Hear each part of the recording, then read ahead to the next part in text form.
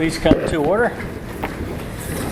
Today we're going to be led in the Pledge of Allegiance by the Birdsboro Student Council. Please begin.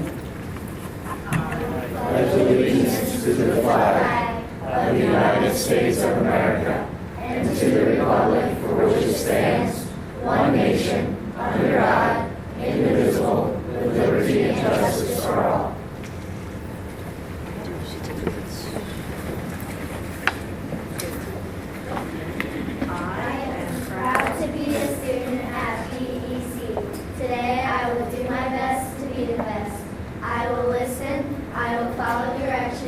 I will be honest. I will respect the rights of others.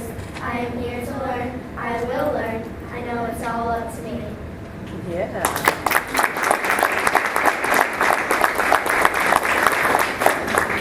Anyone else share the pledge that we do every day? Nice. Pledge right after we do the Pledge of Allegiance.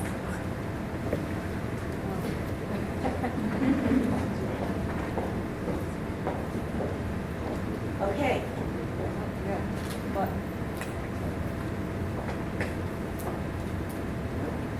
Okay. Tonight we have the Birdsboro Student Council here. We have some of the Student Council members here. And Student Council is a student organization that provides leadership, builds citizenship, develops ways to help the community, and promotes a spirit of pride in our school. Some of our causes and activities include collecting for the food bank and the Animal Rescue League, organizing Red Ribbon Week, collecting and processing Red Nurse Save a Tape program, fundraising for special causes, collecting for our troops who are stationed abroad, and promoting school spirit by sponsoring Spirit Days here at Birdsboro Elementary Center. Our most recent Student Council events are a bake night at Book Bingo. Student Council raised $90.75. They're also creating a bullying prevention video for Bullying Prevention Month. They're organizing Red Ribbon Week. They are running a candy stand at Safe Trick or Treat Night. Our students consistently follow the school rules, act as school role models, consistently do their schoolwork and homework to the best of their ability, and are ambassadors to a teacher's homeroom for the school year. Thank you.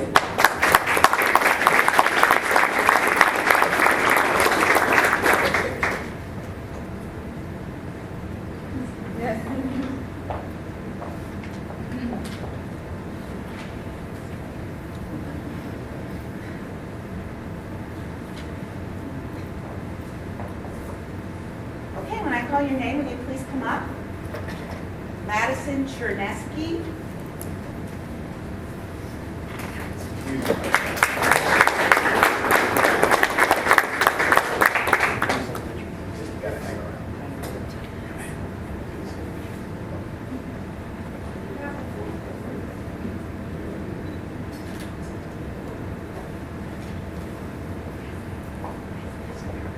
Christy Day.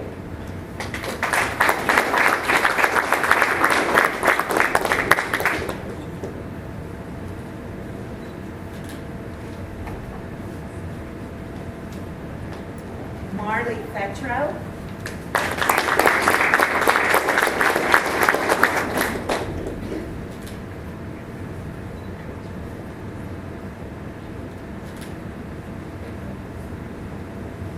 Stephanie Lee.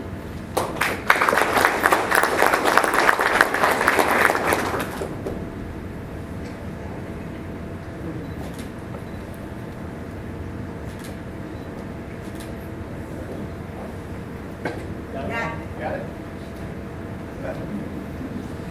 Natalie Kentz.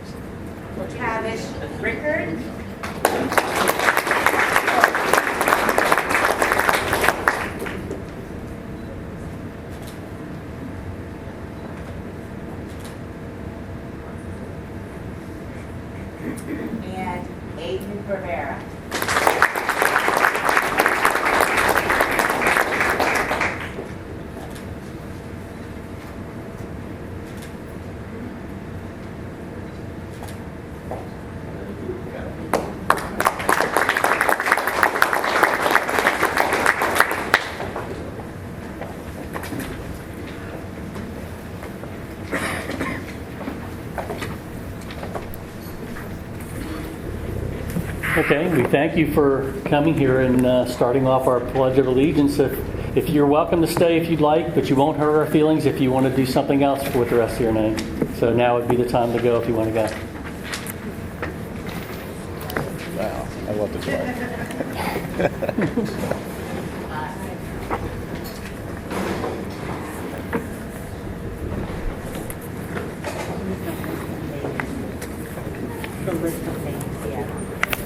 I have it. You have it. Okay.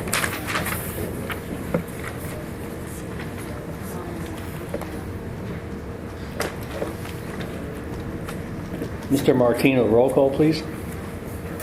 Yes, Mr. Wilson. Mrs. Bice? Here. Mr. Kurtz? Here. Mr. Martino here. Mr. Lucas O'Neill? Here.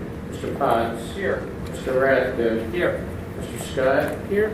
Mr. Radowski? Here. Mr. Wolf? Here. Okay. For the record, Mr. Wolf, Yes. just to keep in compliance with the policy, I think we should note that Mr. Kurtz is on the phone and how many he's had so far this year. I know Mr. Kurtz is on the phone. I don't know how many he's had this year. Mr. Kurtz, can you tell us how many you've phoned in for? I don't keep track. Oh, we're supposed to. I know about that, okay. Good point. Thank you. Okay, the procedures for public participation are printed inside the front cover of the agenda packet at the appropriate time. Also, you should also have signed in by now. If you haven't, please do so. If you wish to address the board at the appropriate time, approach the podium, sign in again, state your name and your address for the record, and you'll have 3 minutes to make a presentation to the board. Tonight we'll actually be starting off with a special voting meeting, and then which will be followed by the committee of the whole work session. Okay, there is one agenda edit under 6.2. We're going to add C, 6.2C. Joey Noel, Special Education Instructional Assistant, Bus and Aid, 7 hours. And this item was moved from the Committee of the Whole agenda 10D2A. So we're striking 10.2DA from the Committee of the Whole meeting later. Okay. Do we have a motion for any of the personnel approvals pending paperwork? Item 6. I'll make a motion for 6A, 1, 2, 3. Or 1 and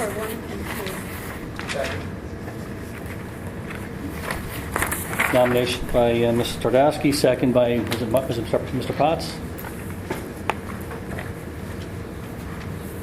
Discussion?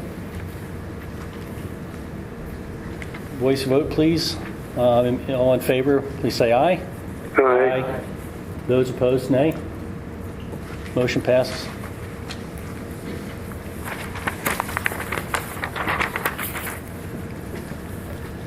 Okay, looking for a motion for number 7, to the motion to approve the tentative agreement with the Daniel Boone Federation of Support Staff, contingent upon Federation approval of same, which is attachment 1.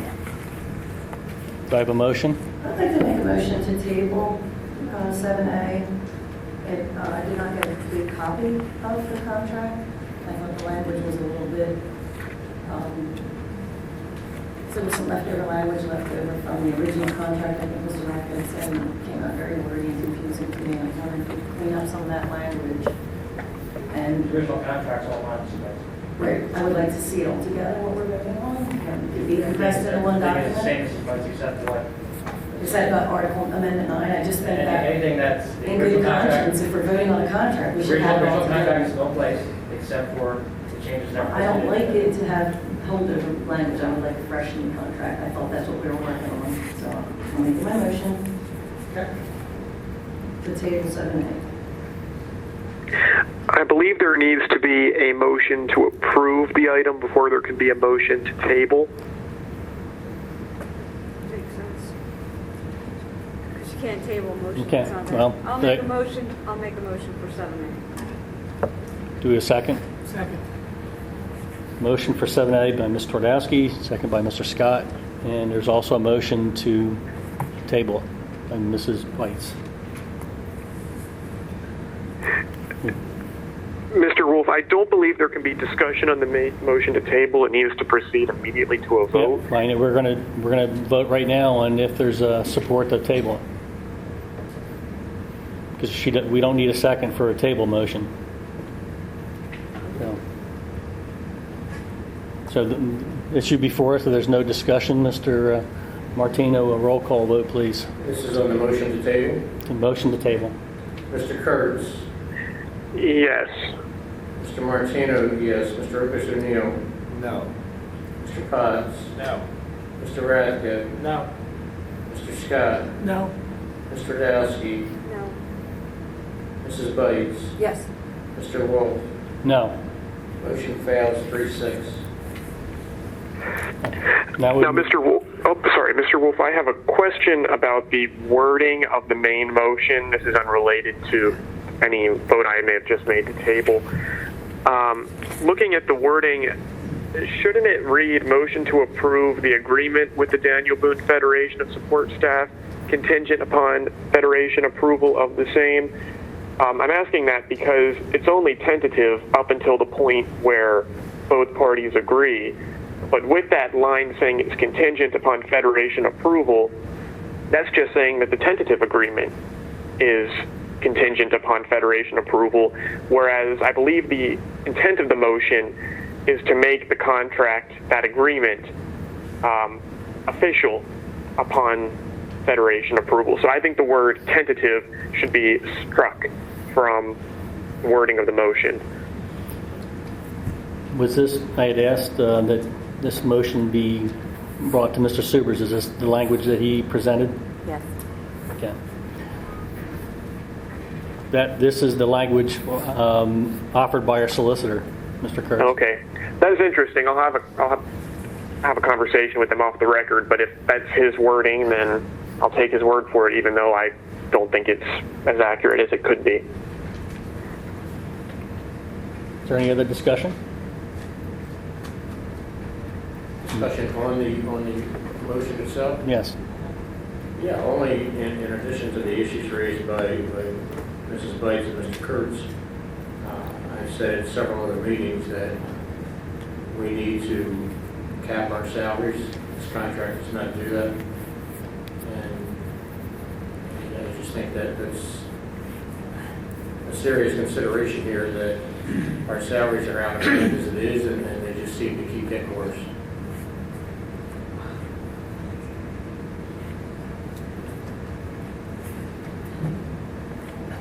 So I don't disagree with Ms. Martino.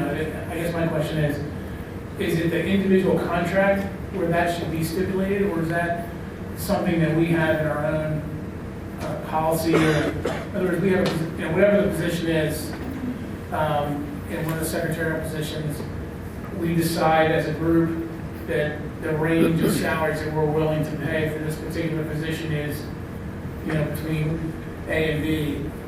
Does that language have to be in the contract, or is that something? I believe that would have to be part of the negotiation. You have to bargain that.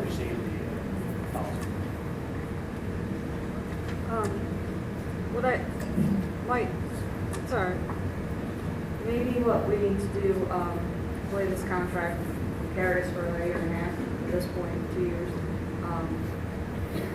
I don't know if we're going to be an ad hoc committee or what, but maybe we've heard mention of we want to cap salaries. Well, you can't just do it arbitrarily. Somebody has to sit down and look at what the caps are for each position.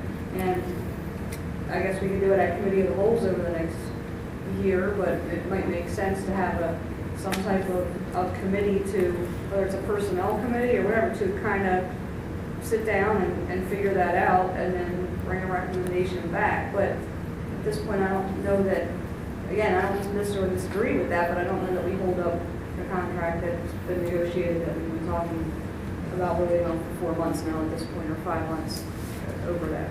Because while multiple people have said that, nobody's actually said, hey, this is how we should do it, or let's move forward with this. So my recommendation is we put together a committee to study it and come to a conclusion, instead of just everyone saying we should do that.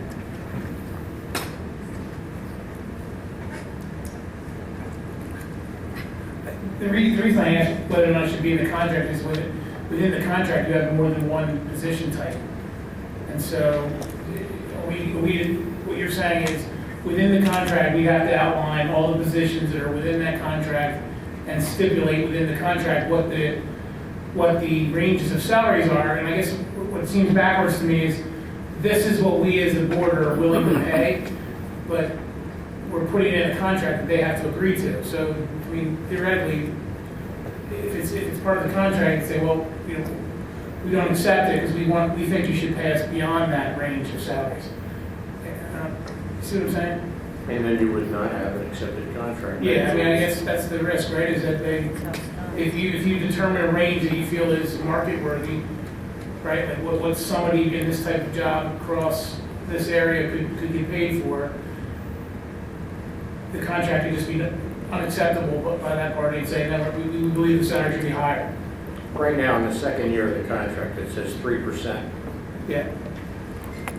The only way to change that would be to work in 3% up to and including that limit. Yeah, and I think if we were going to do that, then we'd have to look through the positions and understand what they are and understand the market value versus just picking an arbitrary cap.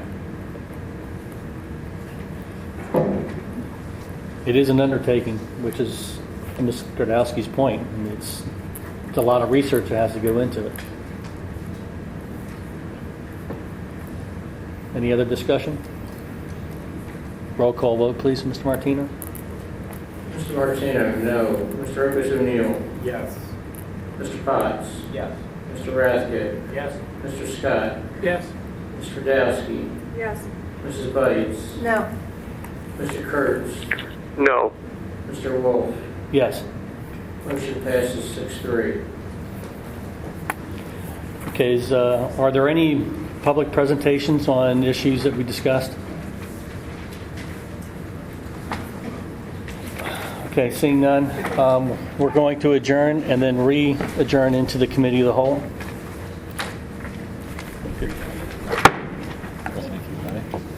Okay, then start right in. Okay. Okay, we're starting the committee of the whole meeting. We already did the Pledge of Allegiance. We'll perform a roll call for the record for the committee of the whole. Mr. Martino? Here. Mr. Kurtz. Here. Mr. Martino here. Mr. Opus O'Neill. Here. Mr. Potts. Here. Mr. Rathke. Here. Mr. Scott. Here. Mr. Dowski. Here. Mr. Wolf. Here. Okay, the procedures for public participation are the same, so I won't revisit that. Under announcements, I did mention there was an agenda edit for the committee of the whole, and that is to remove item 10D2A. Okay. Is there any public comment on agenda items? Seeing none, superintendent's report. Okay, good evening. This is the first of many times, I'm sure, we'll have representatives from the high school presenting how they're tops in something. A lot of the students who are sitting here I know and joke around with all the time. In fact, the first student that I met when I was hired last year was sitting right in front of me, Diego Santos.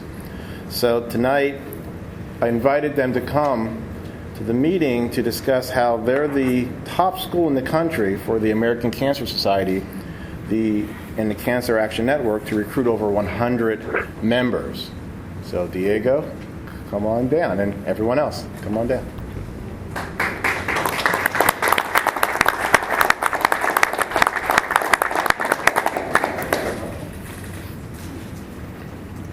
Hello, everyone. I am not from high school. As you can tell.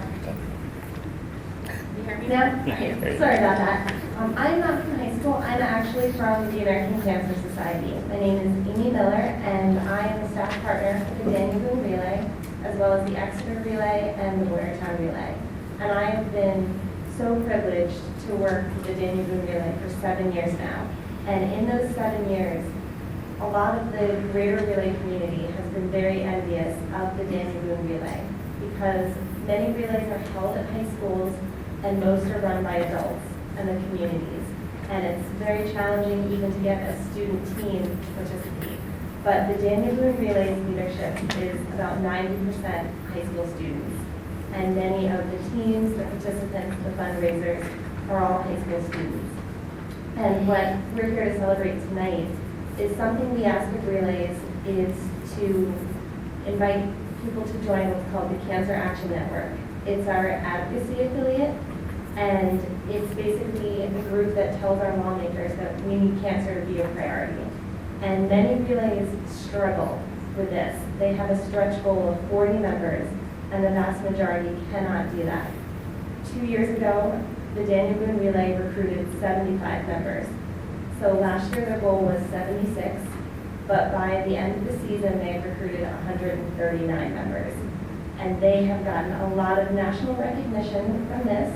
At their kickoff meeting last week, the members of the Pennsylvania division of ACS CAN came out and presented this plaque, which I'd love to read to you today.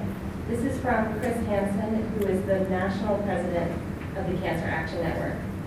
And he wrote, "Dear Relay for Life with Daniel Boone, congratulations and thank you for becoming a 2016 ACS CAN Club event.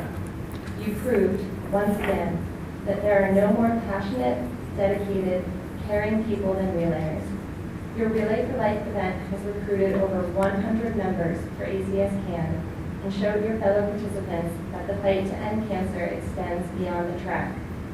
Our attack on cancer is incomplete if we do not use our voices and our votes to show legislators and decision makers that our legislative priorities, such as adequately funded cancer research, screening and treatment, access to affordable and accessible care, and smoke-free workplaces save lives. Thanks to your help recruiting members for ACS CAN, the mission is being accomplished, and we continue to send home a strong message to elected officials that cancer must be a top priority. Of course, the fight is not over, but together we are winning important policy battles that will help eliminate cancer as a major public health issue. Thank you for working hard to become an ACS CAN Club event and the first high school event in the country to recruit over 100 ACS CAN members. Well done. Many thanks, Chris Hansen, President, ACS CAN. So I'd like to present this to Diego, who was our ACS CAN lead last year, and give him a chance to share what he and many of the other students did with ACS CAN last year.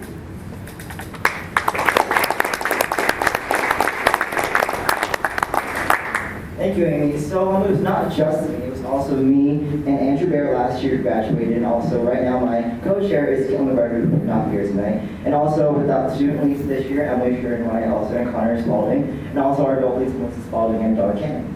So last year we had a very busy relay season. We actually helped with advocation of 3 legislation pieces. It was the Out of Care Act, also the Clean Indoor Air Act, and increase on tobacco taxes.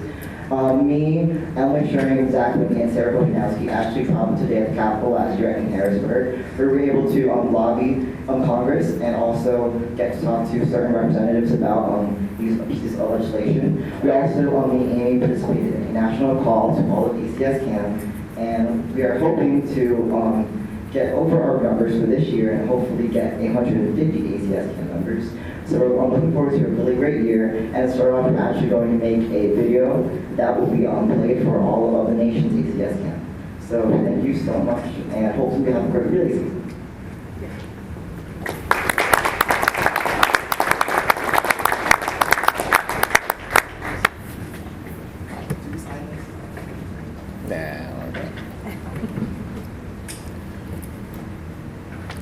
All right, thank you very much. Next, it seems like it's high school appreciation night. Mr. McKnight would like to say a few things about how the high school ranking increased over 200 points.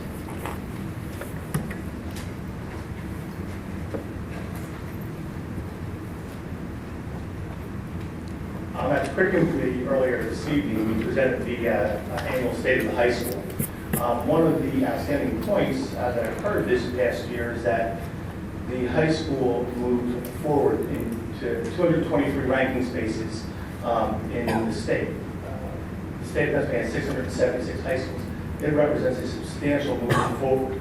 And when I sent that forward to the school board earlier last week, I had a comment back, well, what accounts for this? And so I kind of put together the top 10 that I think account for it. And the number one thing that I think accounts for is the teacher dedication to instruction in our students. We've been through transition and a little turmoil over the last year or so, but on the other side of that now, our staff has served our kids extremely well at an extremely high level and has met the challenges that we've all put forward together as students. Secondly, the frequency of counselor interaction. Our guidance counselors, we put a model together where they meet with all students at least 4 times a year in a non-say crisis model. Certainly they meet with kids in crisis, but they also meet with students now in a daily, or not daily, but in 4 times a year to just a touch and go. So our freshmen, sophomores, they know where kind of the safe harbor is if they need something. So there's been outstanding work by that group. We formalize lesson plans and lesson plan submissions. So at all times, teachers can see each other's lesson plans, administrators can see it, there's total transparency. Our special ed teachers can see what's going on in the regular classroom. So that whole model has helped to serve students. Administrators have increased the level of walkthroughs, which is an informal observation, but just being more present in classrooms. We increased AP enrollment and increased the number of students, and the scores remain at a high level. We increased SAT enrollment while maintaining scores. Within 1 point of the score before, about a 20% increase in students taking the SAT. The involvement the improvement in the Keystone scores, obviously that's the piece that comes out in the SPP, and most people know about that. Greater support for students in the retest environment, for students who did not find success the first time. We've increased some support there, and our teachers are helping students revisit that information and prepare. Implementation of benchmark assessment and then using data to actually drive and connect instruction to student efficiencies. And then finally, that team that takes that data, there are 3 teams in the high school that meet either every week or every other week to look at data student performance every 2 weeks. So there's many more things than that. Those are kind of the top 10 things I think that help move us forward. That's this year, and we hope it continues. But if it doesn't, we'll make corrective adjustments to keep moving the school forward. That's just, on the surface of ranking. Now, I think that to just mention the students that came to the microphone, I think that's really the learning and the piece that I want to highlight and emphasize. That's real learning. Those students in that project who do the Relay for Life piece are taking things they're learning from our teachers, and now they're leading our community, and that's extraordinarily valuable learning. One of the kind of modalities that we focus on in high school is we want to be a student-led high school with adults, the teachers, the educators as expertise on the side guiding students. And I think this high school has that in spades. It had before I got here, and it continues to have it, and they're just a bunch of great kids and staff. So that's that. Right, thank you.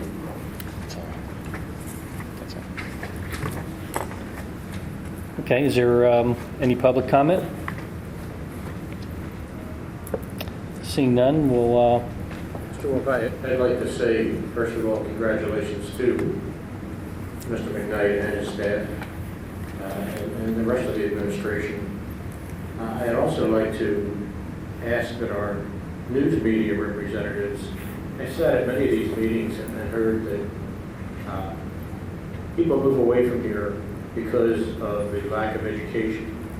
And I think if you listen to the Cancer Action Network, the 200 and some increase in ranking within the state of the high school, our at-risk kindergarten program, personally I think the level of education in Daniel Boone Area School District is doing quite well.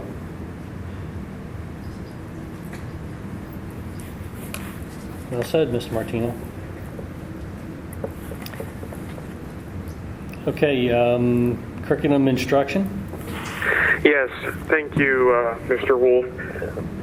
Before this meeting, we had our Curriculum and Instruction Committee meeting, and we received the full state of the high school presentation from Mr. McKnight. And one of the things that I thought was just very exciting was the achievement in the advanced placement courses area of the high school operation. And not only the achievement, but how we've been able to expand access to AP courses, including the number of AP courses offered. For the past 2 months now, we've been discussing in the Curriculum and Instruction Committee at the addition of a new AP course, and that is AP Human Geography at the 9th grade level. And tonight, the C&I Committee recommended the full board approve this course for the course catalog beginning next year. And what's exciting about this course, and distinct from other advanced placement courses, is that this will be offered for 9th graders. And currently, if you're in 9th grade, there are not any AP courses that you can take. However, this will be for 9th graders and geared toward that level of instruction. And of course, the benefit of AP courses is that the credits that students earn in AP classes, if they score over a certain level on the advanced placement test, they can receive college credit, which can enable them to graduate early and save money in tuition and other expenses. So we're very excited to recommend this addition to the course catalog, and we hope to see it voted upon and approved by the full board in the next month or so.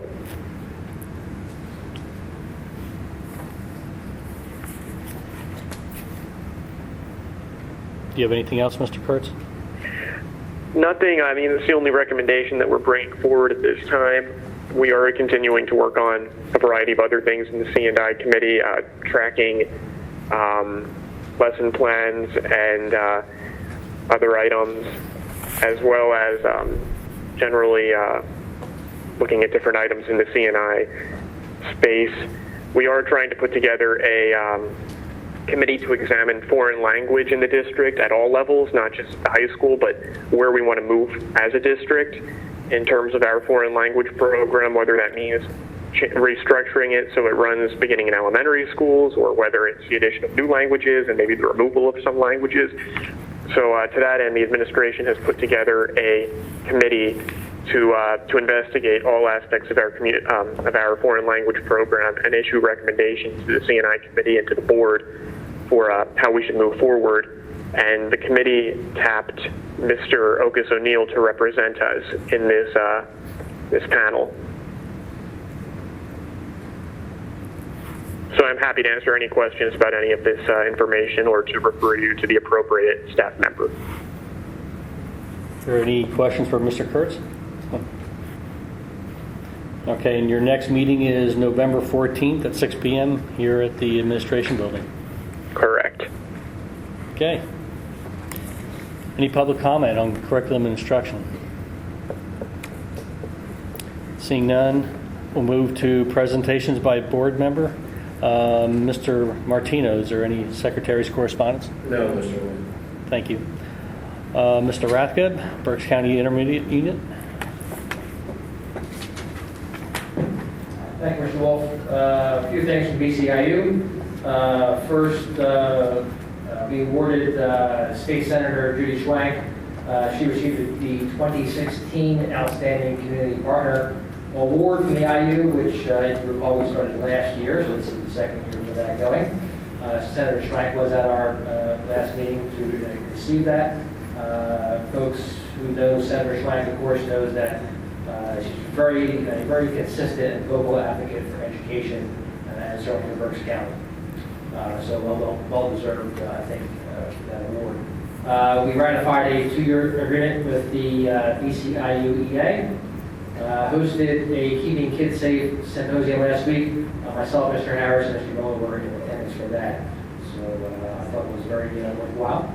And hopefully some future conversations here in our district in regards to maybe some things we learned there. I also have an update. TCC meeting was held just a couple weeks ago, so I know that's not on the agenda, but if you don't mind, bring that in since that's only a quarterly meeting. The TCC hired a new IT director as part of the process of updating the TCC computer systems and operations. Herbine and Company went over our audit. This was actually Herbine's first year doing it for the TCC. Actually found several areas that needed to be corrected. TCC has already corrected most of those issues. As well as there was a update on the status.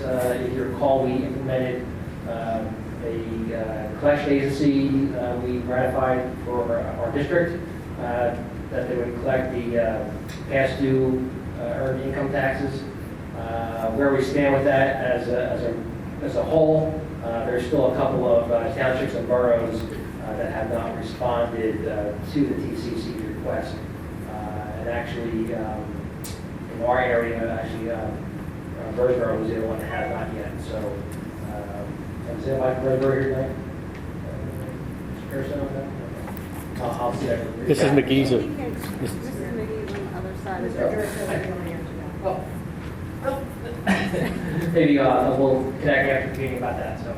Yeah, Mr. Garrison will be the one. It's okay. Yeah. So, so I'll try and reach out to them and see if we where they're at with that. So that was it. Any questions? Thank you, Mr. Rathgeb. Mr. Dowski, Berks Career and Technology. The JOC meeting was held on September 28th. We started the work session meeting with a tour of the health occupation wing and program. And we had a couple graduates from the program. One was early 2000s and one was mid to late 2000s, and both of them went on to become to get their bachelor's in nursing, or their one had gotten a degree in physical therapy, and so they were kind of singing the praises of the program as starting them with the basics. One went to Albernia, and I forget where the other one went, but they both went to local colleges. And this past year, they said they had 16 students that took the Certified Nursing Assistant program, and 16 of them all passed their test, so they were proud of that. And some of the kids from the program went to Lock Haven, Albernia, Reading Hospital, RAC, and Pittsburgh Technical Institute. So I know, again, when I was in school, VOTEC was kind of usually cosmetology or auto, and we never really thought of kids going to VOTEC and then going to a 4-year or even master's degree program, but many of the kids are. So it was a neat tour. As far as the meeting, we went over the school improvement plan from last year and then over the new plan for this year. We discussed the progress and the goals for next year. We also recognized the national winners from the different competitions, and Daniel Boone did have a bronze winner.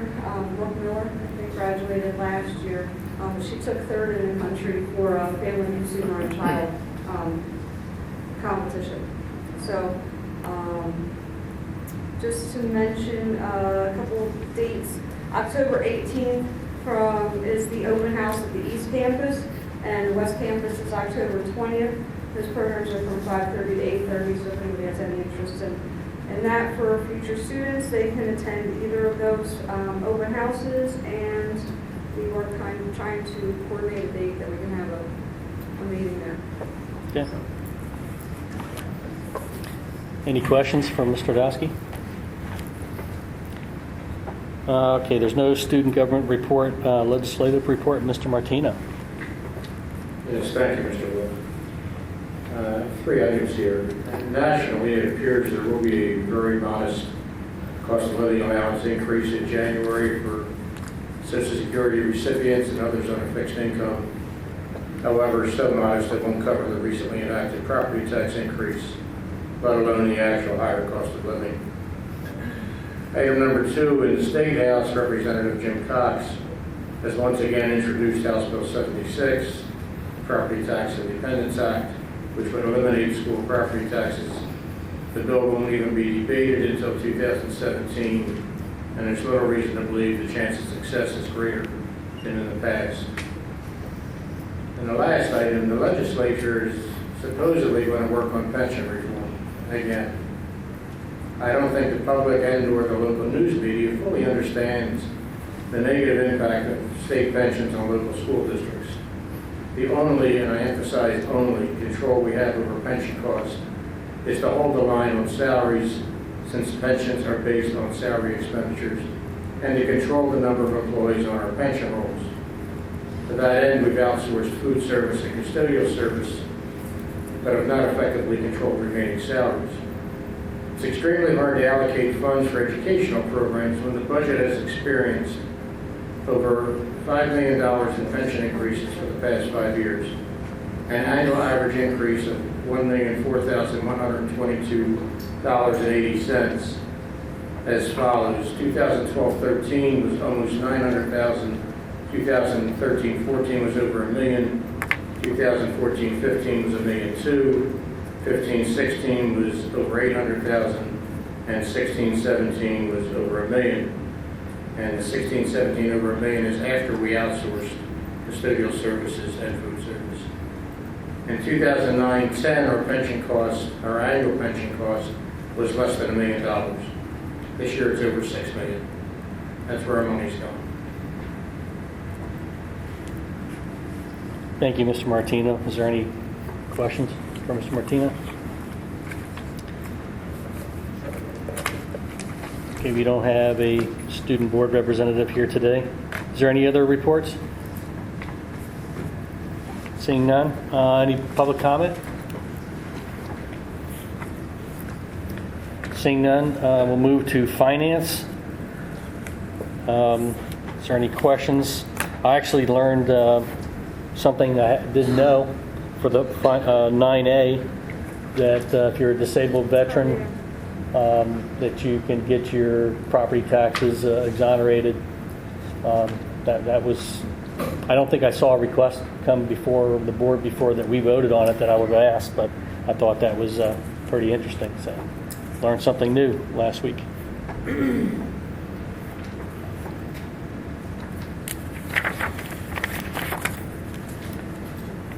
If there's no questions, personnel approvals. Item 10, are there any discussion? I have a question for Mr. Harris. I assume when we have people off, we're replacing them. Well, only if they're needed, if a replacement is needed. Well, if the teacher's off, I assume. No. The reason I'm asking, we're into a new leave year. We're in the second month of school in a new leave year. If someone takes leave without pay now, they're saving their vacation time for a future date where they're going to cost us replacement time again. Why are we approving, or why are we thinking to approve unpaid leaves of absence when people are right at the beginning of their leave year? It's per contractual guidelines. As long as they're following the contracted guidelines, then I approve it. I can't ask for medical reasons. However, per contractual guidelines, if they're taking off for whatever that's under the criteria of the contract, it's a yes or no, but generally it's a yes, as long as they're following the contract language. I'm not asking you why you're approving their time off. Why is it unpaid leaves of absence instead of sick leave or vacation time? Because per the contract, it outlines which items could... Please send me the copy of the contract. Sure. Well, It says that. There's no vacation time for teachers. Right. Pardon? The teachers don't have vacation time. They have personal days. They're emergency personal days.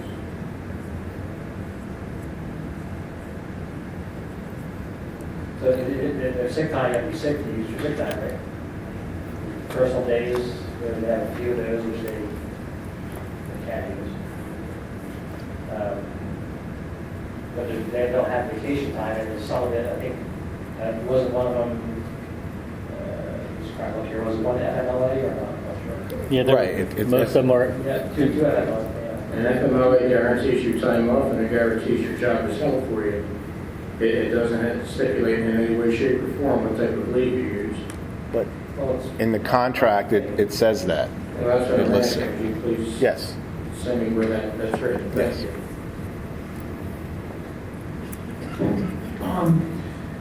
Where do we stand with teaching positions relative to budget? So, do we have all the positions that we have budgeted filled? We have, I sent it out on Friday. We have one position posted, and I think we have 2 aides, I think, posted. One aide just resigned today that I don't believe we're going to fill because there may not be a need for that, but we're looking at that. But we have the position that was a resignation earlier that's over in the special ed department. It's still posted. So with teachers, I believe we're 100% full. Okay. So, You said you would, if an aide wasn't necessarily needed, you would replace them? yes. I mean, so I guess the question I would have is, it may not be needed to do what they were doing today, but would they be needed somewhere else? That's what we look at, if they're needed somewhere else, because the position is already allocated and budgeted. I also had a question pertaining to, so it's kind of tied into under new business. We had the meeting minutes, which I assume is going to be a discussion on further discussion on how we take minutes. So that ties in to me with item D1A for the stipend. So when the recording secretary stipend was calculated, one of the big issues in there was because the way we currently or had taken minutes, Mrs. Kramer had to listen to the tape and actually dictate onto the minutes, what was being said for a lot of the instances. So on this new form of minutes I saw, which was very abbreviated, that would eliminate a lot of that, I'm assuming. So so under new business, if we decide to go with a new way to take minutes, we might want to come back and take a look at that stipend and decide if that's really what stipend be. Does anybody have any recollection of that? Is that how we came up partially on stipend? Well, that stipend, Scott, Mr. Potts, and Mr. Kowski, Mr. Kurtz may remember also, Mrs. Barr, who held that position before, her salary and the stipend somehow became blended, and there was no way to, separate that. So when Mrs. Barr left the district, I don't know what the criteria was to call out what that. When we did this,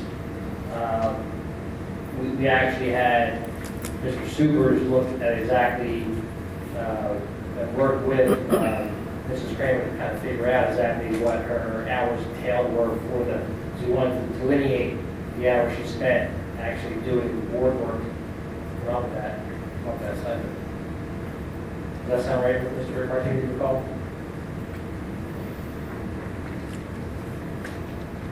No, I never knew how. I just knew that we allocated the stipend for Mrs. Kramer. I didn't know how Mr. Supers calculated.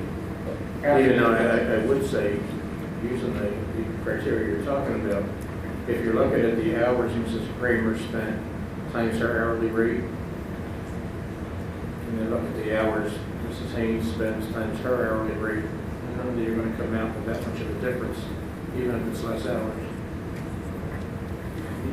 We talked about also adjusting the hours, where on nights where there's school time and the schedule did change.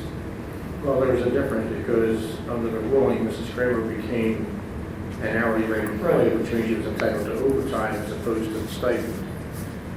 Right, so that was part of it, but then it was also on days where she was going to be here, she would come in at, 10 o'clock or lunchtime instead of being here for 14 hours and being paid that time.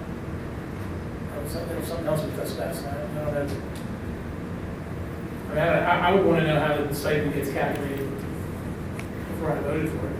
Thanks, since it's obviously we're not voting on this yet, maybe this is something we should let's go back and then figure out how we help calculate that stipend to begin with. If I recall, I think it was from Mr. Supers. Well, I guess it's, you have to go back and find out how much time all this takes to put together. And to Mr. Martino's point, the salary that Mr. Kramer had, and it could be half amount of hours, because if we're changing the way, going back to our policy for our minutes, it could be a lot less time, but then the hourly rate is more. Well, again, to Mr. Martinez's point, if she's categorized federally as an hourly employee, we can't do the stipend anyway. No. You have to be. She had to be a minimum of what, 47,000, or there was a number that you have to make at least 47,000 for that to apply. Ms. Haynes is the assistant business manager. She's not the secretary. So the stipend. the stipend does not. It doesn't apply. It doesn't have to be divided by hours. It can just be whatever. I was just curious how we came up with at 18 cents on the end of the stipend. So we want to kind of restructure the whole position, per se, or we want to cap it to $1.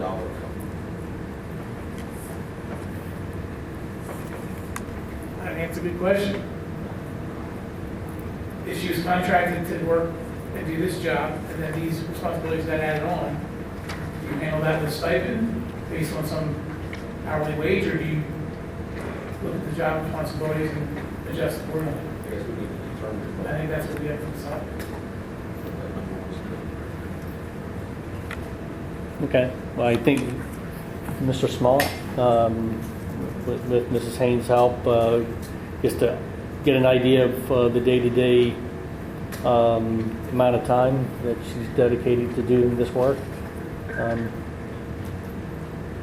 Yes. Mr. Wolf, while we're on personnel, I'd wonder if Ms. Twardowski mentioned in the previous or the preceding meeting that we might be well served having a personnel committee.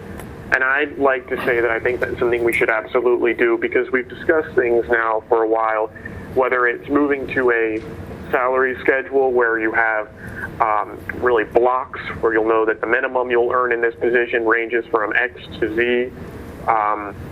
Whether it's that, whether it's looking at job descriptions to determine whether they should be updated, or even looking through the positions that are on the books. I know that we create and we establish positions, but we never really abolish empty positions.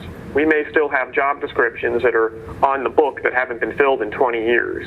I think there's a lot of work we can do in the personnel department, and I think it might be good to have a board committee tasked with really looking at all things in personnel, and maybe there are some innovations that can be realized. And to Mr. Kurt's point, we've had in the past year and a half positions that come up, and I hear, well, they're not new positions, they were on the books, they were just never filled.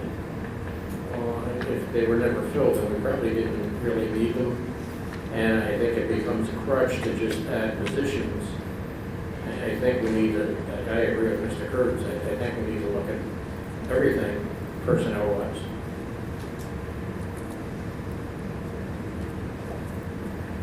Okay. Mr. Wolf, I'm sorry, I forgot. I just want to make sure we finish the first subject, so you'll. Okay. Just I mentioned to Mr. Small, and just so everybody more knows, I asked the question.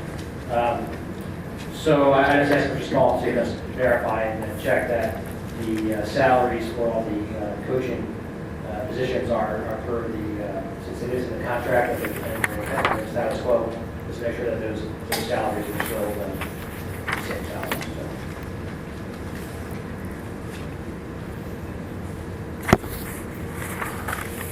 Thank you, Mr. Ackhead. Is there any other questions or comments on personnel?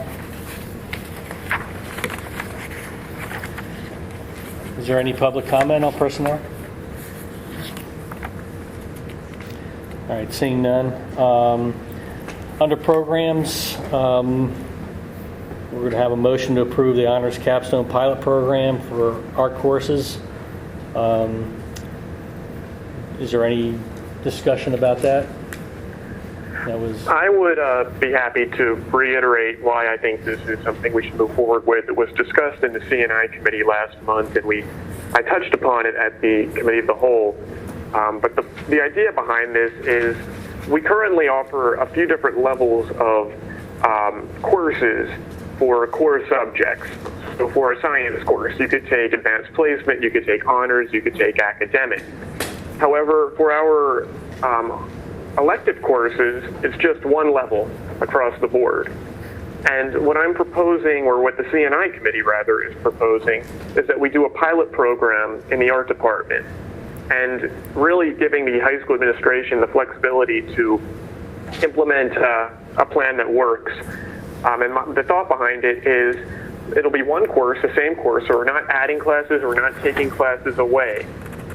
But students who wish to receive honors credit for an elective course, they can perform or they can successfully complete an honors capstone project, which will be determined by the department. And if they successfully complete this requirement, then they will receive honors credit for the elective course. So if a student is very interested in art and that student wants to get into the top art schools in the country, maybe if that student wants to take a step above what's required, then we will reward that student with the credit that they deserve. And this is entirely student-focused and student-led.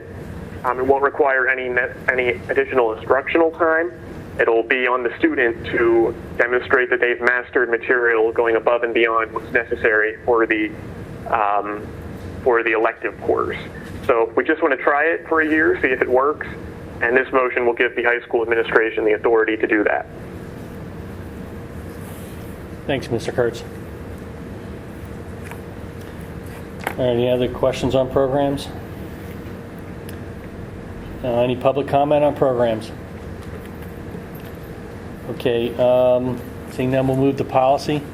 Just, Ms. Spites, if you would, to comment on your pulling policy 123.2, sudden cardiac arrest. And I know there's some controversy or questions for policy 126, class size. And it would be a good idea just to clarify what that is. Great, we'll do it. 123.2, there was a change not made to it under the penalty section for the first reading. So I thought it would be best if we pulled it from the first reading, or as long as it's cleaned by the... Yeah, as long as it's cleaned by the voting meeting, the second reading, then it'll be fine. In reference to policy 126, class size, that is the policy that's replacing policy 117 currently out there on dubin.org. It does not replace the guideline 117. There's a lot of confusion right now with the numbering because we're wrapping over to new numberings as we get the packages down from the policy review services from PASPA. So we're in like a funny period here. The ones that have been approved are hot linked over to the board docs, and the numbering is now changing. So I understand there was some confusion about the class size policy, which was 117. It's now going to be 126 once we approve it. And there was a minor change made to that language. It just specifies who the leadership team is that can approve these minimum class sizes. The minimum enrollment necessary for a secondary regular education course is 10 students. And that's regular ed, it's not special ed. There are guidelines out there that have other specifications in them that we are not changing in any way, shape, or form by way of this change that the policy committee is recommending. Okay. Right, because I just want to make sure there's a distinction. We're not changing the class sizes for the district or anything like that. Which are in the guidelines. It's in the guidelines which aren't even being addressed. This was something else it's a numbering, numbering error. Thank you. Not error, but change in numbering system. Okay. Is there any other questions on policies? I have a couple questions for Mrs. Wexler. Everything on the second, Mrs. Wexler.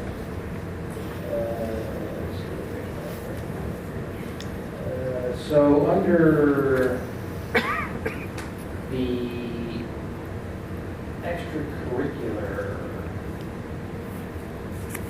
so I guess that's policy 122. 140? So, yeah. So, So the bold is wording that's changing, correct? Correct. So it says on it's page 35 of the board handout, I'm sure what it is.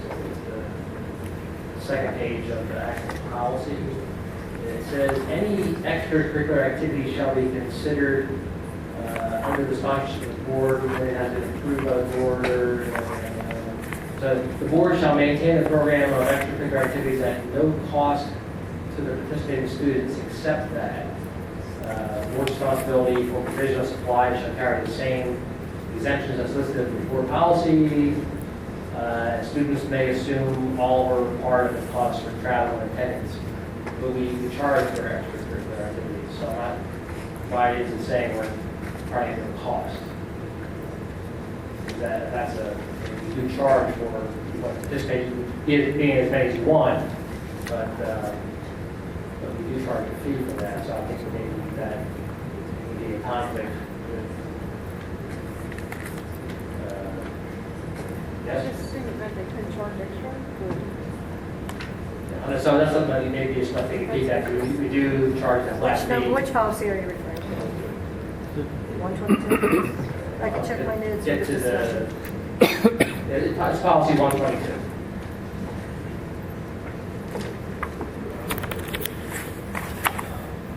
It's on the second page of that policy.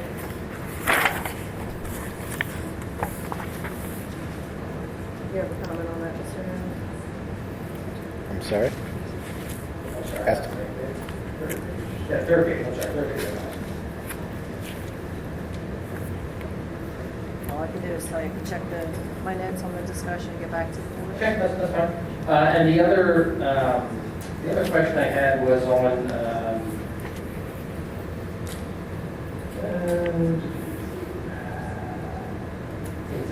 the assessment system, which is 127.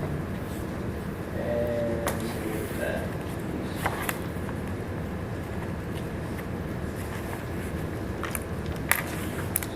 So under the assessment part,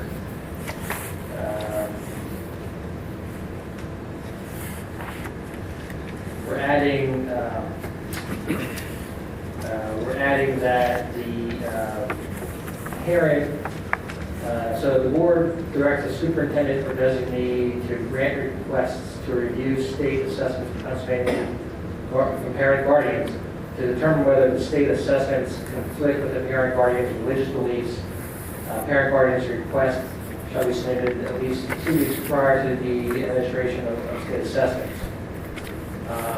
So we're adding the religious exemption for folks who want to, I guess, opt out of some of our assessments.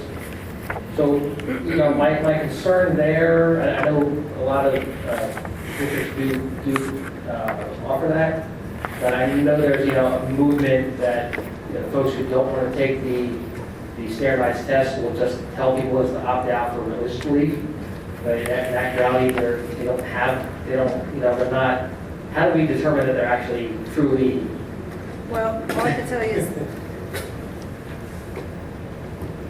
Passman noted the reason for the change was that they added language to bring the policy up to date with new Chapter 4 regulations. I think that language is right out of code. Right.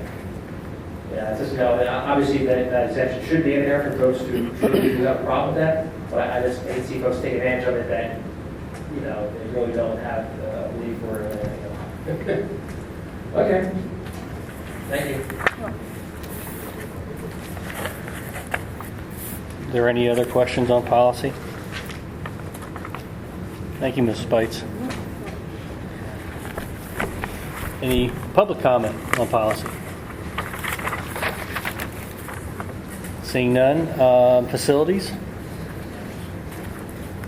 Mr. Tardowski? Yeah, October facilities committee meeting was canceled. Our next meeting on November 14th at 6 o'clock. Thank you.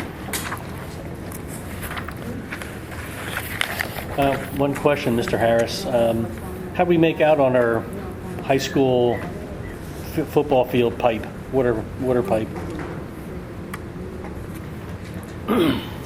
After much digging and trenching and searching and plugging and replugging. It's now repaired. What has to be done now is to reseed, resod the area. It's fine. It's been laid out. There were some issues with, I guess, fiber or other lines that are under there being discovered, but that's all repaired now. So it's working fine. Good. Just have to make it look pretty for the spring. Great, thank you. Any public comment on facilities?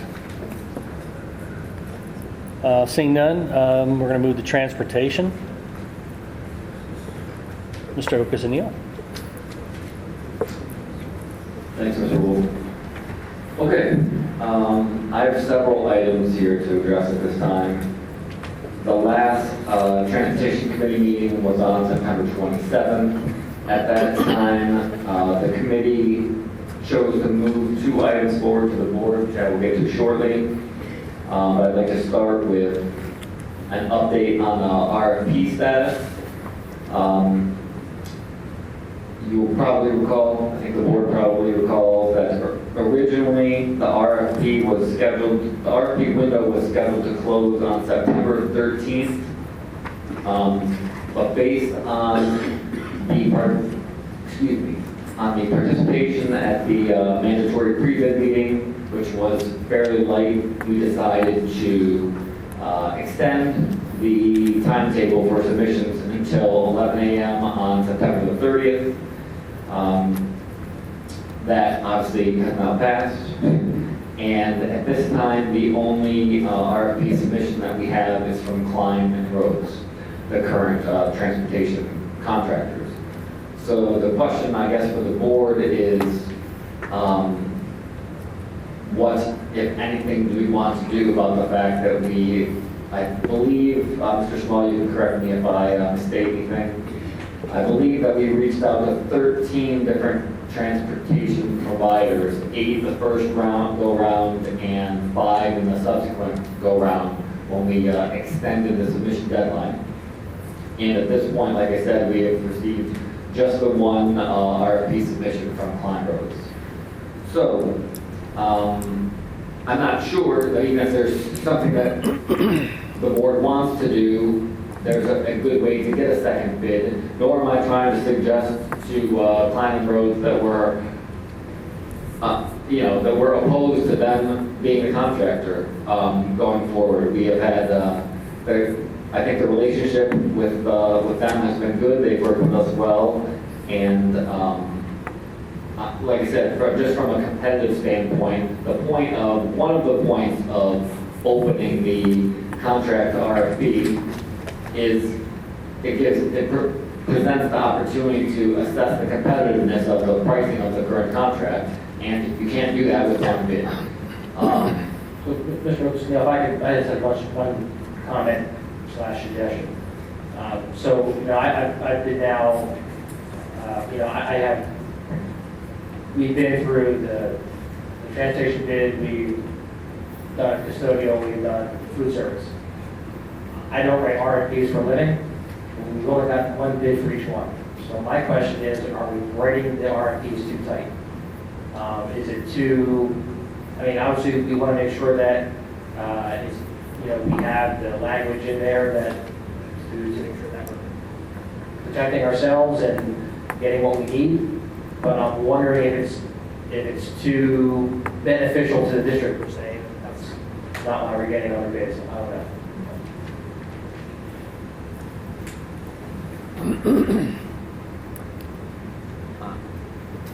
I don't think I'm in a position to assess that either, Mr. Raffia, although I certainly understand why you are raising the question given the responses that we've received to this point in the various RFPs.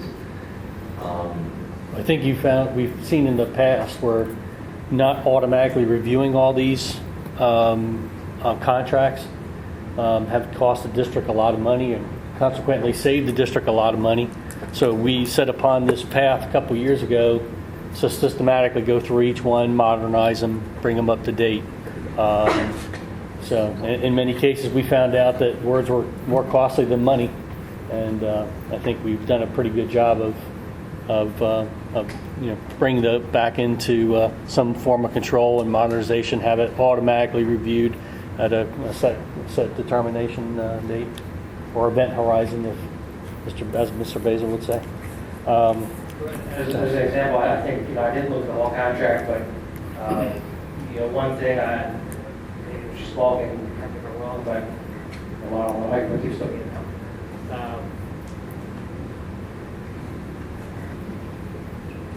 Nice one.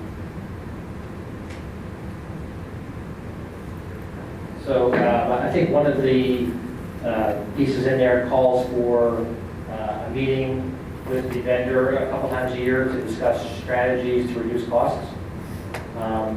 Any cost savings from those meetings go to the district only. So, I think there's ways to reduce, maybe we would share that with the vendor, not just the same as go to the district. So there's just one item that maybe. One example.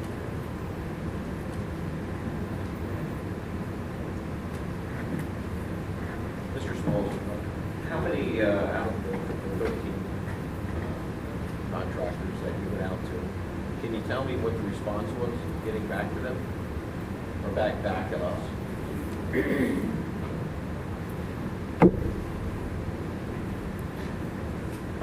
As far as actual direct response, there was some interest demonstrated early on by at least 2 of them that were sent RFPs.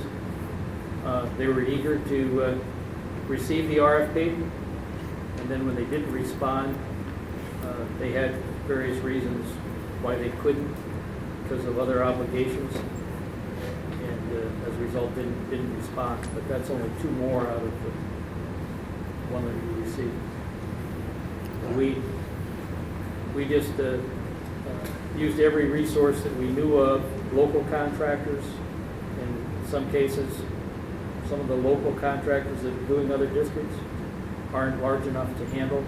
Well, I believe that's the expense involved is just too great for a lot of the transportation contractors in the area, or even out of the area.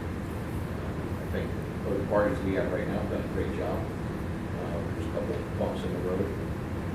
I don't know how far we need to continue. I don't think it's fair to our contractors we have right now to keep putting this out. I think we reached out to 13, and we probably tell you something. The 13 back and tell you they will put it out. I can say if we hold the RFP for 30 more days, we will have another bid. I reached out to people that I know around the country, and we have a vendor who's interested. Their concern was real estate here. They felt that they did not have enough time to procure real estate to set up operation here. After speaking with them, and they had spoken to Lauren, if we can extend it out to the end of the month, they will submit a bid. So at least we have something to compare it to. And they are northeast located right now.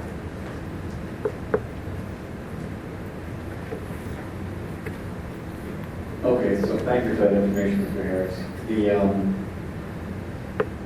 So I would say whether or not the RFP results in or facilitates a contracting change, I think it's been valuable.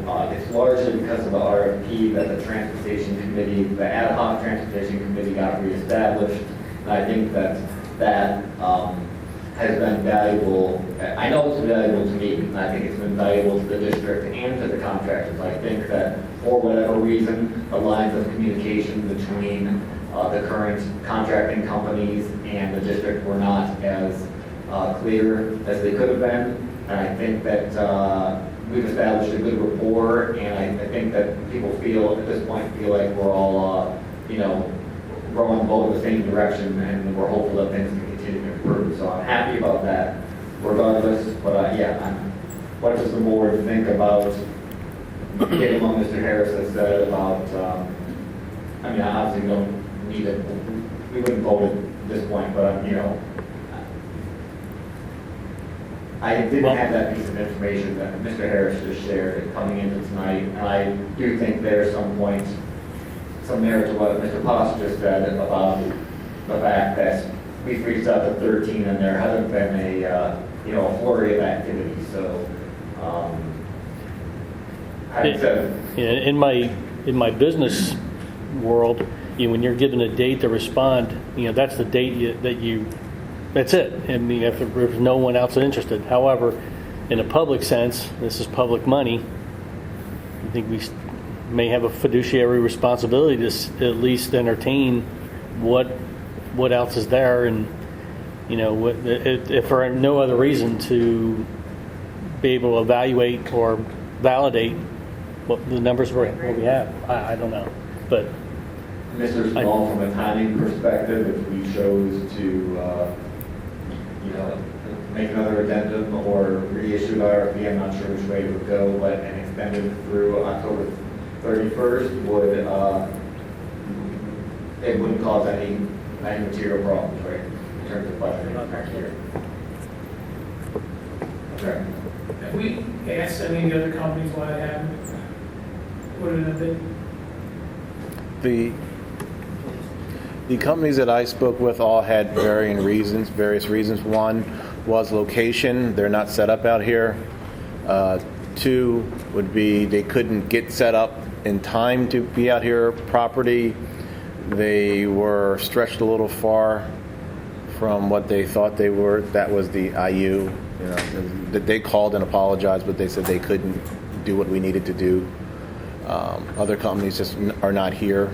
The one of the ones that did not, I had spoken to Lauren, I reached out to, said they just weren't sure about the area. So when I spoke with them, they said, well, give us 2 weeks and we'll submit something and we'll be on it. Do we know what other districts, can we ask other districts to share their contracts to see what they're paying? Yes, we can. I don't know if we've done that, but we can. What about comparing RFPs to Mr. Rathgett's point? Do we have access to other districts where they took their proposals out? We To see if they're materially different? we asked them for everything, so we share information all the time.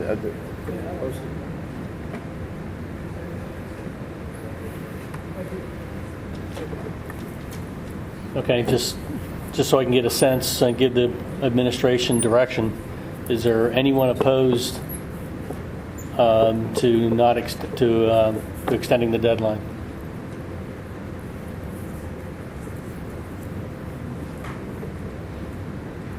I think that we should at least see another number, just in and around. I mean, I do agree that we gave deadlines, and I think normally you stick to that. But we don't even know if we have a good price or a bad price. Okay, so one dissension. Do I read that right? I just say, I have. You're- But that's how I see it. Okay. Well, that's the direction then.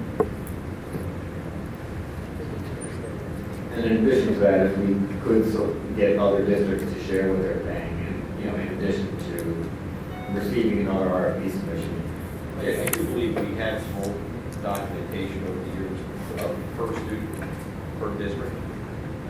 Pull that back up. I'm sure our contractor would share that also. I think there's about 5 or 6 schools that had those costs, and we were probably one of the lowest out of those 5 or 6.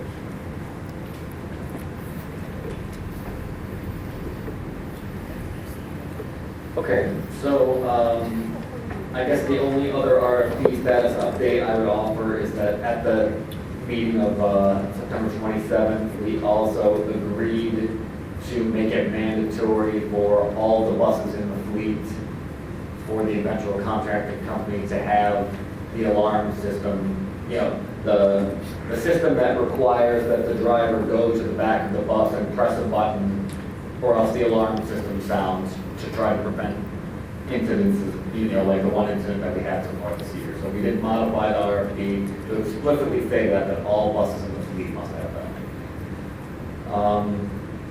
I referenced 2 items that the committee was recommended bring forward to the board.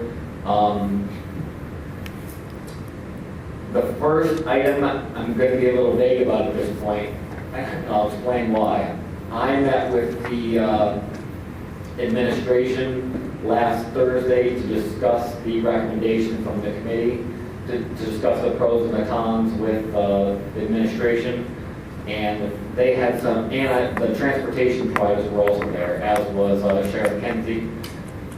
I'm sorry, Police Chief Kenzie, the Amity Police Chief. And there were some concerns about the recommendation from the committee. So in the course of that discussion, we discovered another possible course of action. The end game in both sets, in both possibilities, is to try and reduce the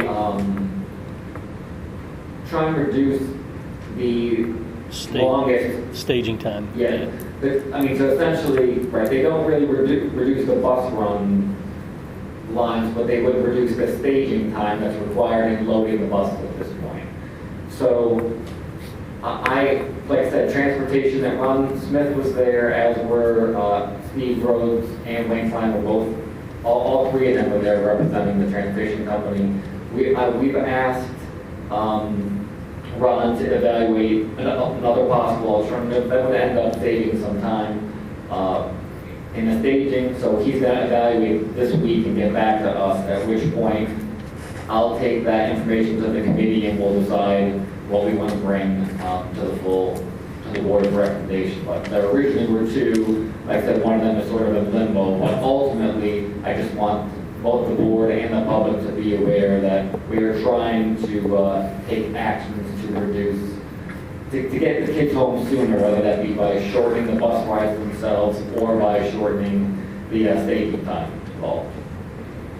And the other item that the committee decided to present to the full board is the following, and to the board members, I sent copies of the policies that exist in each of the student handbooks from each of the schools, all of which basically say that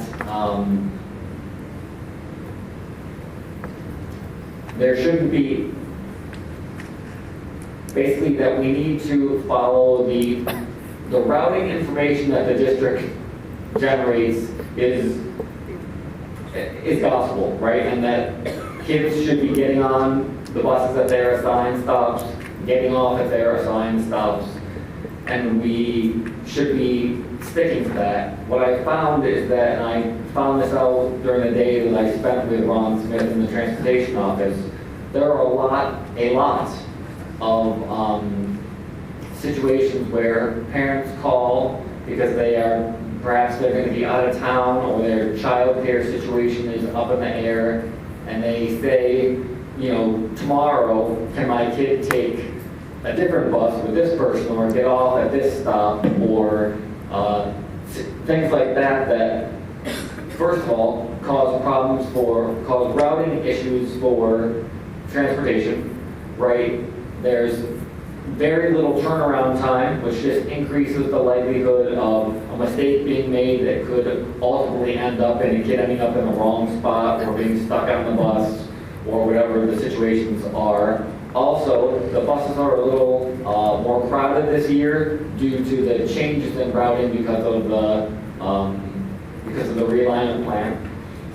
So, in every situation, there isn't actually, we can't guarantee that there'll be space available on a bus to handle an extra kid today or whatever the situation might be. So the current, it's not a policy, as I stated, all of the policies that are in the student handbooks themselves are board approved. So the policies that exist, the transportation policies, the busing policies that exist in those handbooks are then obviously board approved. But functionally what's happening is if parents request a transportation change and the building principals sign off on that, so if they contact the principals and the principals say it's okay, then currently Ron is rerouting the kids, going through the hassle and trying to accommodate the students. And the committee's feeling is that this practice in the long term is logistically infeasible and increases the likelihood of a mistake being made or safety concerns to the extent that we feel like we need to go back to enforcing the policy as it exists in the handbooks. So, so that's just what I wanted to bring to the full board for discussion. Find out how the rest of you feel about that, and if you think we're being unreasonable. First of all, in court-mandated custody issues, obviously we need to follow whatever court the mandates are, right? Doesn't matter how inconvenient that is for us. If there's documentation of court-mandated custody is provided, we'll make whatever transportation changes are necessary. The committee is suggesting that the only time we make, other than in the court-ordered custody situations, the only time where we would make any sort of changes to the busing routes would be as follows. The change would need to occur for 5 days or longer. So the period of time that's affected would need to be 5 days or longer, and we would need to be given 3 days advance notice before making the change. We think that those, having those boundaries are reasonable, give us time to change the routes, get the right people notified, so it decreases the likelihood of any sort of logistical or safety concern. And that's what the committee is recommending. That's the current policy that we're. There is, I don't, Well, I do think in some cases there's a policy, yes. Okay, because that used to be, the policy used to be it had to be at least 5 days, and yet it usually was 3 to 5 days. Because when I had a child in the district, there was a couple times over the 15 years I ran into childcare. You switch childcare providers, or there's a medical emergency, and for a week you took it to school and made sure somebody was available to pick them up with that stuff, because that was the policy. So I think that and I've said this before, I think that the less variables you have, the less opportunity there is for a mistake. So I think we should be following our policy.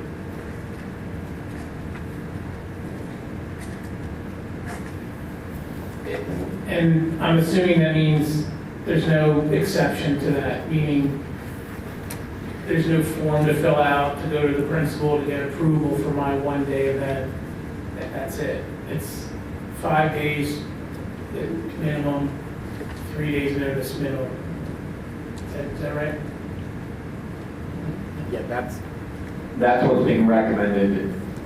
Yes, there would be, so obviously the administration would need to be on board with that to enforce that if we make this change, right? That's how things would be. I don't mean to sound insensitive to the public. Like, I understand that things come up, and that the flexibility that we have demonstrated has been, I'm sure it's been valued and appreciated by the residents, but at this point, it just seems like the potential, the downside for us seems to outweigh the goodwill that we engender by continuing to be flexible with this policy. So, like I said, that's what the committee is recommending. What I hear is you just want us to enforce the policy. Right, yeah. That's it. So all you need to say is enforce the policy, and we'll enforce the policy. That's it. I mean, that verbatim was the policy. What I get, and what the principals get, and they could weigh in if they like, there's things that occur week to week with students, and I understand a full routing for a week is probably something life-changing in the family or situational changing. However, at times we say, I'll get a call, or the principals will get a call.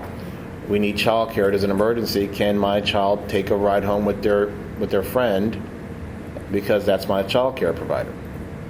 Generally, if there's a seat available on the bus, we'll approve it. We're not adding a stop. We're not really changing routing. It's just hopping on a bus, getting off at a stop with a friend or a cousin or a relative, somewhere where they can go. Usually it's done on a case-by-case basis. That's why it's approved by the principal after speaking to transportation. If you want us not to do that, we won't do it. We'll stick to the policy.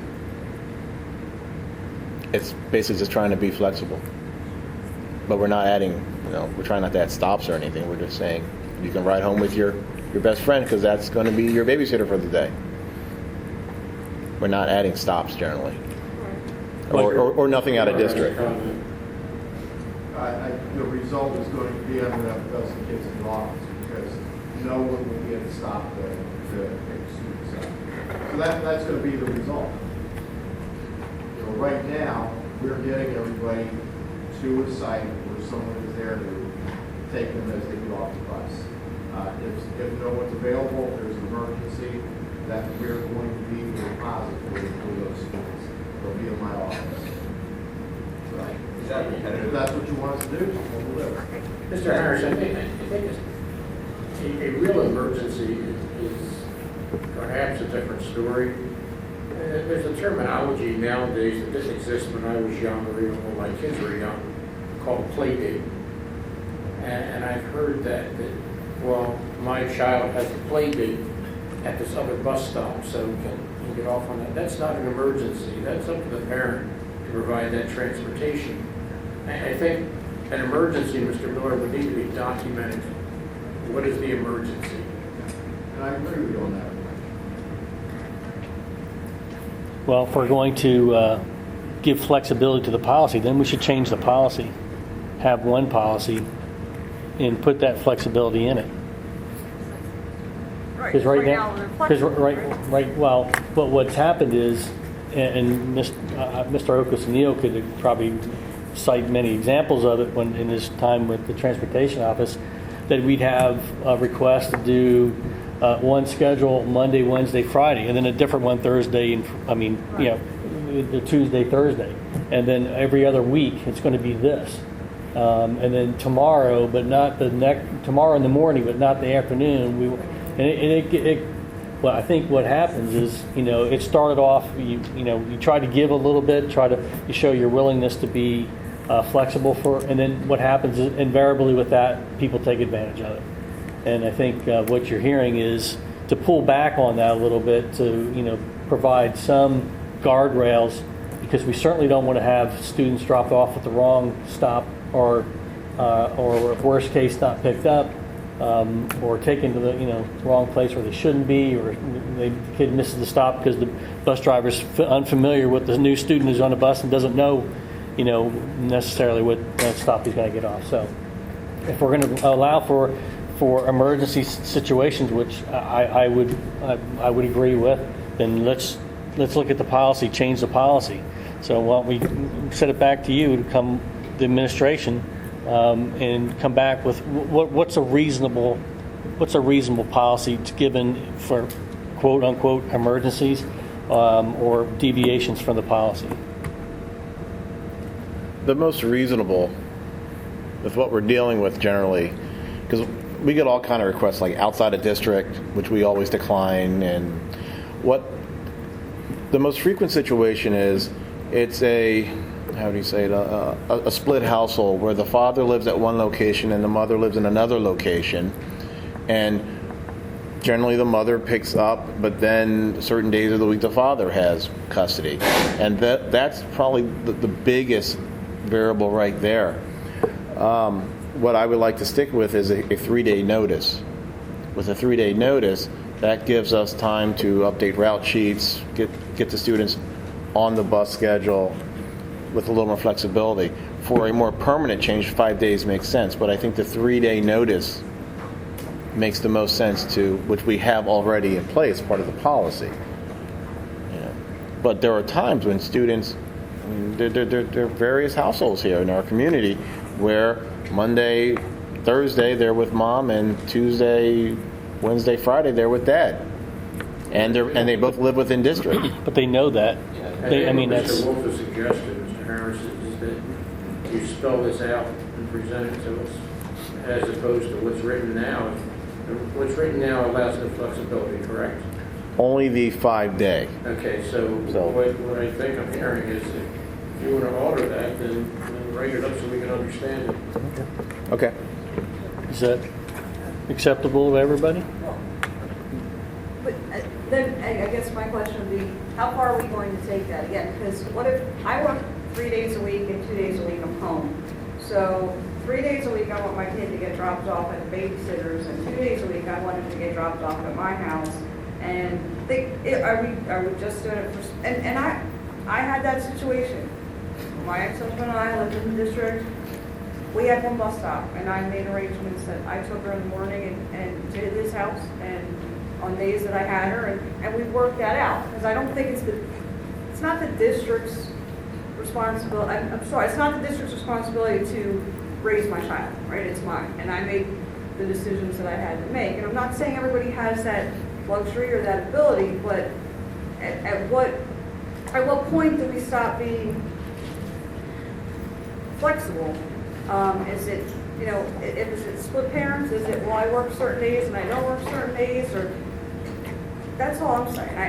It gets very confusing for people, and they want to come back to the school when something happens, or to the bus company, or so we should do everything we can to make sure that the variables are there to provide a safe environment. And I just think the more you start throwing into that, the more chances you have to screw up. End story. So, I'd like to add, at Immaculate, when there's a missed pickup, and the kid isn't picked up by the parent who was supposed to, we put them right into our aftercare program. And then all the kids, for them that are cared for, and the bills are 15 minutes. It can be safely picked up. I don't know if we have an aftercare program that, instead of bringing back to the school. Sounds like it's Mr. Miller's office. Could they be taken over to the aftercare program to provide for safety for them until a parent, if there's going to be a lot of missed pickups, I'm saying, just something to consider. Yeah, that's totally different. What he's saying is if we enforce this policy now, there's going to be more kids brought back to the school because there aren't going to be people at the site to pick them up. Well, they won't be brought back. They won't ever leave because they don't have a ride to where they need to go. Even though there's a stop probably where they're going. That's what we get from the parents. Basically, they'll say that there's a bus stop right on my corner and kids get off, and the bus leaves your school. Why can't my child get on that bus and be put off at that stop? Yeah, because if he's getting 10 or whatever kids in his office, that to me is a result of allowing too much flexibility. Like kids are sending a note in their folders and going, yeah, my kid's going on bus 19 today. So there's got to be some limits. I mean, you can't have an unlimited number and a a la carte bus stop. I agree with you, Mr. Scott, and I appreciate you bringing it up. And I also think that the other huge safety concern here, and where it hasn't reared its head yet, and that's great, but one of the problems is that anyone can call the transportation office and say that they're anyone. So I can call and say, I'm Jeff Scott. I want Jeff's kids dropped off at my house today. And then Jeff's kids get dropped off at my house, which in this case would be fine because we live basically next door. But the point is that it's very hard to verify any sort of information. And if the more flexible this policy is, the more opportunity there is for somebody who wants to take advantage of it to take advantage of it. And I am hesitant to put the district in that situation. So now, fortunately, it hasn't happened. So maybe I'm making a mountain out of a molehill, but it doesn't change the fact that, given the way that things work now, in my opinion, this the opportunity is there, whether it's been taken advantage of or not. I'm not sure what we're discussing here. I mean, we had a written handbook policy. Mr. Harris, you're saying you'd like to have more flexibility, so if you would write up something that you think works, then present it to the board and the board will look at it. Because I think you've heard the concerns that the concerns the board has. I think for emergency situations, that's fine. 3-day notice. I think unless it's that 3-day notice should be enforced unless it's an emergency situation, and come up with some language that you feel that we could take a look at and we can comment on. Once again, that's Emergencies and non-recurring events. once again, that's the policy, so we can just enforce the policy. Not. So outside of the emergency part. Right, and not only, in the emergencies, I think there should be some kind of waiver, because I still feel like there's potential for abuse with the emergency situation. Like, I can call anyone and say I have an emergency about anything, and whether or not there's an emergency is, Relative Does- to like whether you consider it an emergency. yes. Does the, well, it has to be signed off by the building principal? Yes, it goes So to the principal first. there's a record. So we have a record. So if we have 3 emergencies a week, 15 a month, then we know we have a problem with that individual. So I mean, to be honest, I only get the extreme cases. I'm sure Principal Miller gets them, and the principals on site get them all the time. I get the one saying, "Can you drive my kid to Pottstown?" And I say, "No, we can't drive your child to Pottstown." So I'm sure they can speak up more on their day-to-day, but like I said, the ones that I get are generally extreme cases where it's been said no all the way. So, but once again, I can write something up with the principals and present it to the board, well, Transportation Committee, and then to the board. That's fine. thank you. All right. Okay, so that's it from the transportation, the prior transportation meeting. The next meeting is October the 25th here at 6 p.m. There'll be a there'll be a presentation from one of the routing software companies that has been trying to get to us. And I think that's pretty much the only thing that I know is going to be on the agenda at this point. Thank you. Thank you. Any public comment on transportation?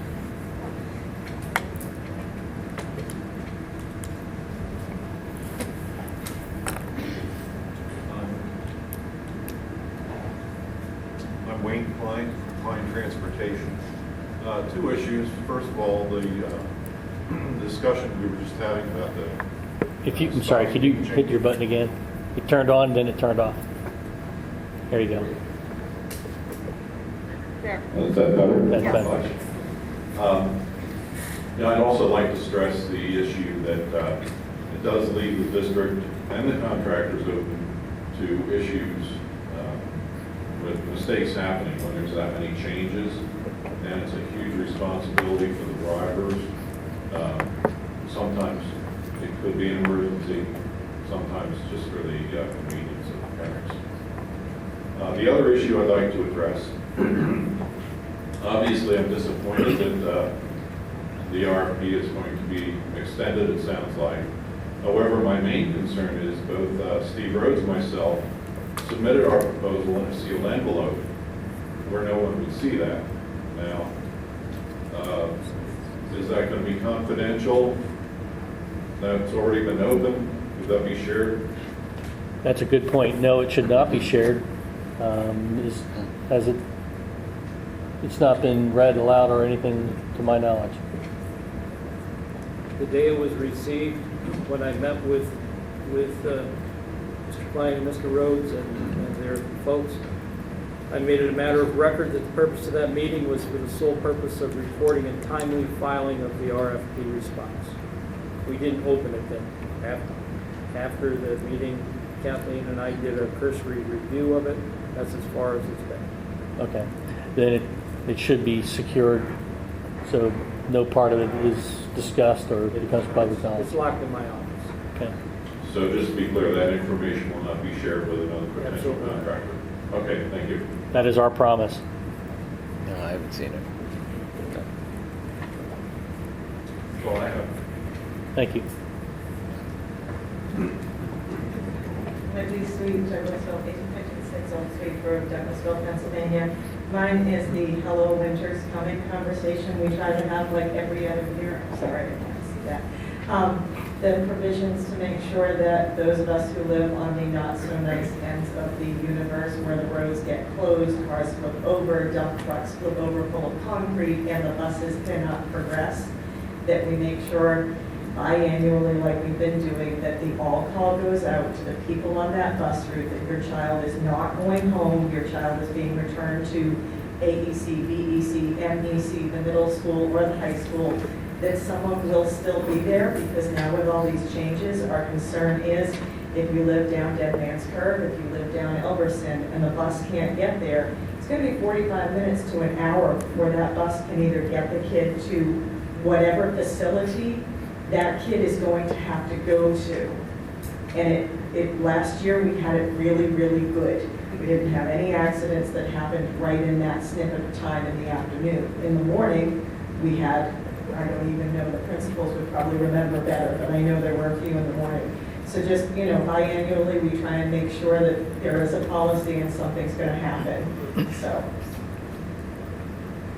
Ms. Sweet, I can confirm from my time in the transportation office that when there's an issue on the bus, all the buses have radios, so they radio to Ron in the transportation office that there's an issue, and then he calls whatever schools are impacted. So I understand your concern about how long it might take to get back, but theoretically, if the process is working correctly, Ron would long since have notified people that there will be students returned to the building, so I'm assuming that therefore there would be people around to await them.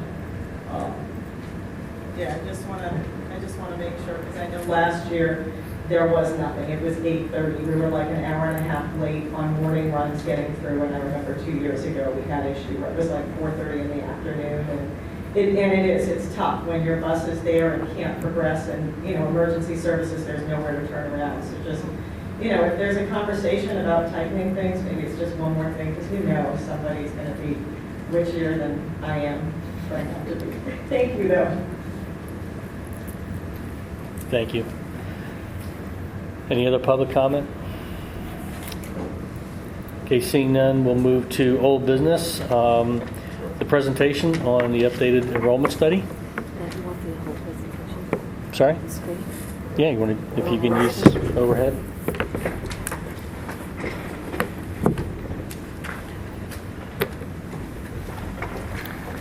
Out in the lights. Yeah. That's my grandfather. So.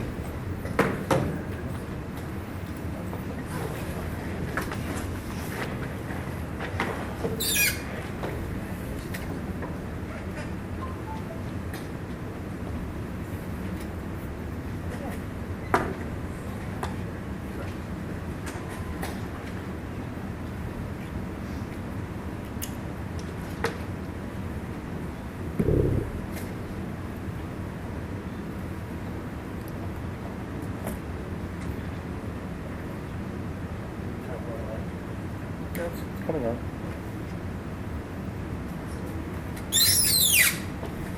Scott, can you drop the light?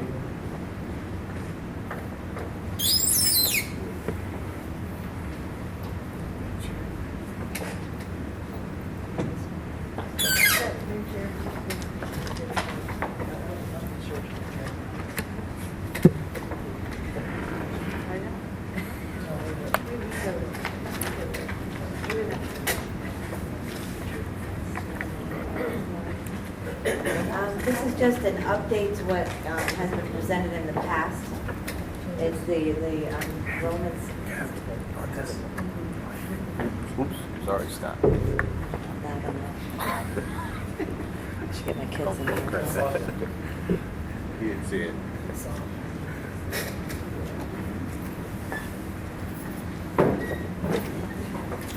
Okay, this is just a brief enrollment. It's an update for the enrollment based on the live birth information that just came available.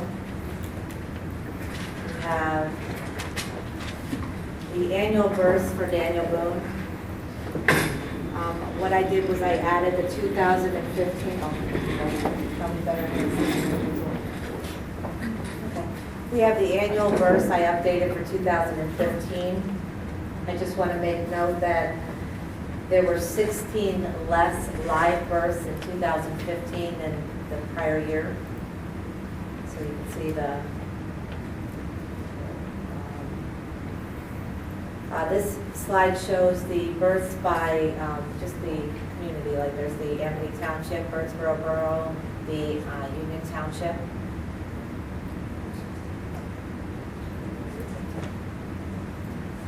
Now this slide shows just, it's, I know there might have been some confusion in the beginning, but I'm going to explain it here. If you look at year 2016-17, it's showing that there are more leaving the senior class than what are coming in through the first grade. So if you take your 15-16, you had like 261 students leaving as a senior year. So the beginning of 16-17, there were only 207 coming in. So that's a negative 54 impact, or negative 21% drop. And each year it goes same, where you get down to 22%. These are all based on 5 years. They go out to average 5 years based on what has happened in the past. So here are the last 4 just estimates based on that. This is a graph just to make it, sometimes it's easier to see the graph than it is just a bunch of numbers on a chart. And these are the projections for first grade all the way through the senior year, going forward out to 2021-22. And again, based on 5-year averages.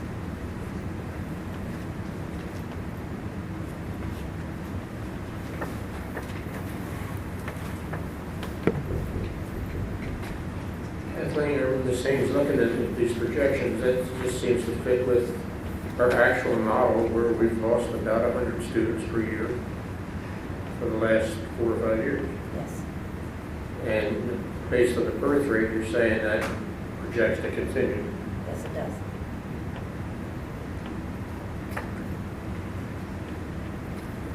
Kathleen, looking out at 17-18, the total 3182, comparison to the total this year, 34, that's more than 100, it's like 250. Can you explain why that prediction would be so dramatically? It's, If there's only 16 less. 17-18 is based on the projections, so you're averaging the 4 years back. We had a high year drop off based on those. So when the average came, this is what it's looking at going forward. That's why you see it progressively. Now it's like 100 between each year, as opposed to that one. We had one high year that it dropped off the calculations. I understand.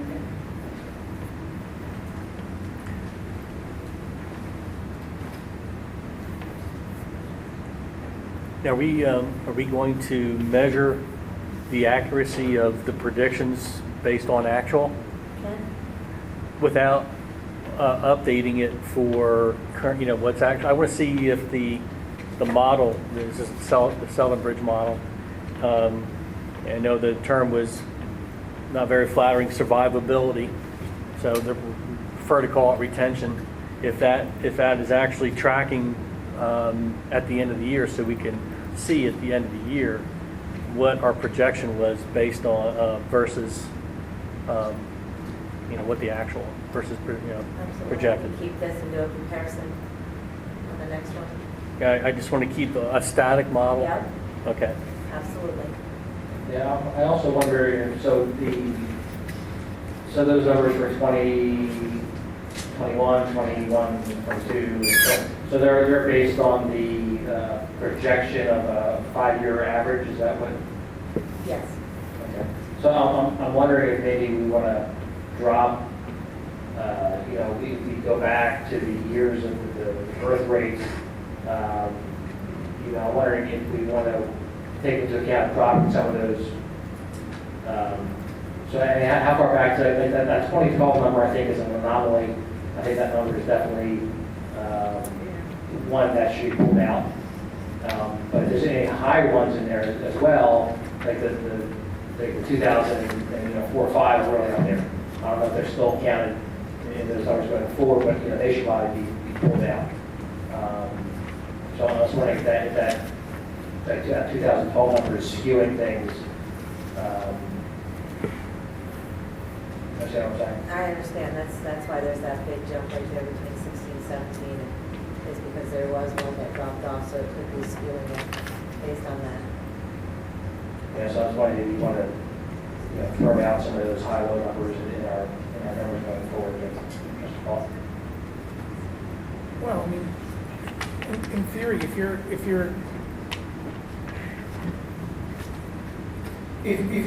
birth rates remain flat for the next 10 years, you're going to see the drop in students potentially be more than 100 just because you're replacing classes that were 240, 250 with classes that are 180. So I mean, it's, you know what I mean? Like, I don't know that even a decline in birth rates is going to, even if a leveling off of birth rates isn't necessarily going to maintain the student total enrollment, because you're just, instead of like look at 2016, 2017, you have classes in the 280s, 290s. 10 years from now, assuming not one student leaves who starts in kindergarten, all those classes are going to be 180 in size. So what you're looking at there, so remember the kindergarten numbers usually like 10, 15 less because we only do half of the kindergarten. Yeah. So really those, if you're coming in with 190, you're looking at 205 so yeah, you're correct that there's still those 220s and et cetera. But by the time you get out to like, I think it's going to start to normalize. As you see, Yeah. you see it coming out to 2020, 2021, you see that number's really, starting to, you're not losing 100 students anymore. No, it's showing that. Yeah. Well, you won't lose 100. But what I'm saying, if we're going forward now, we're going to carry out these 170s, then I think we're going to start to be under anticipating what's coming into the district. At 177 and 176. I think we need to remember this is not an exact science. It's based on estimates and estimated birth rates. And should we get any residential growth, that could change things too. So what Ms. Haynes is using is the numbers that she has available to her. Yeah, I'm not questioning. In fact, I'm saying that if the birth rates level out or even increase a little each year, it's still going to take quite a while before you get back to these higher numbers, because each grade, every year we graduate a class, it's being replaced with a class that's near 100, fewer. Yeah, you look at our elementary enrollment right now, none of those numbers are going to hit 290 or 300 like you're seeing in the high school. That's exactly what I'm saying. Yeah. Right, but the question that these numbers are pertaining to, obviously, is these numbers are going to be used going forward with our decision to possibly close PEC, right?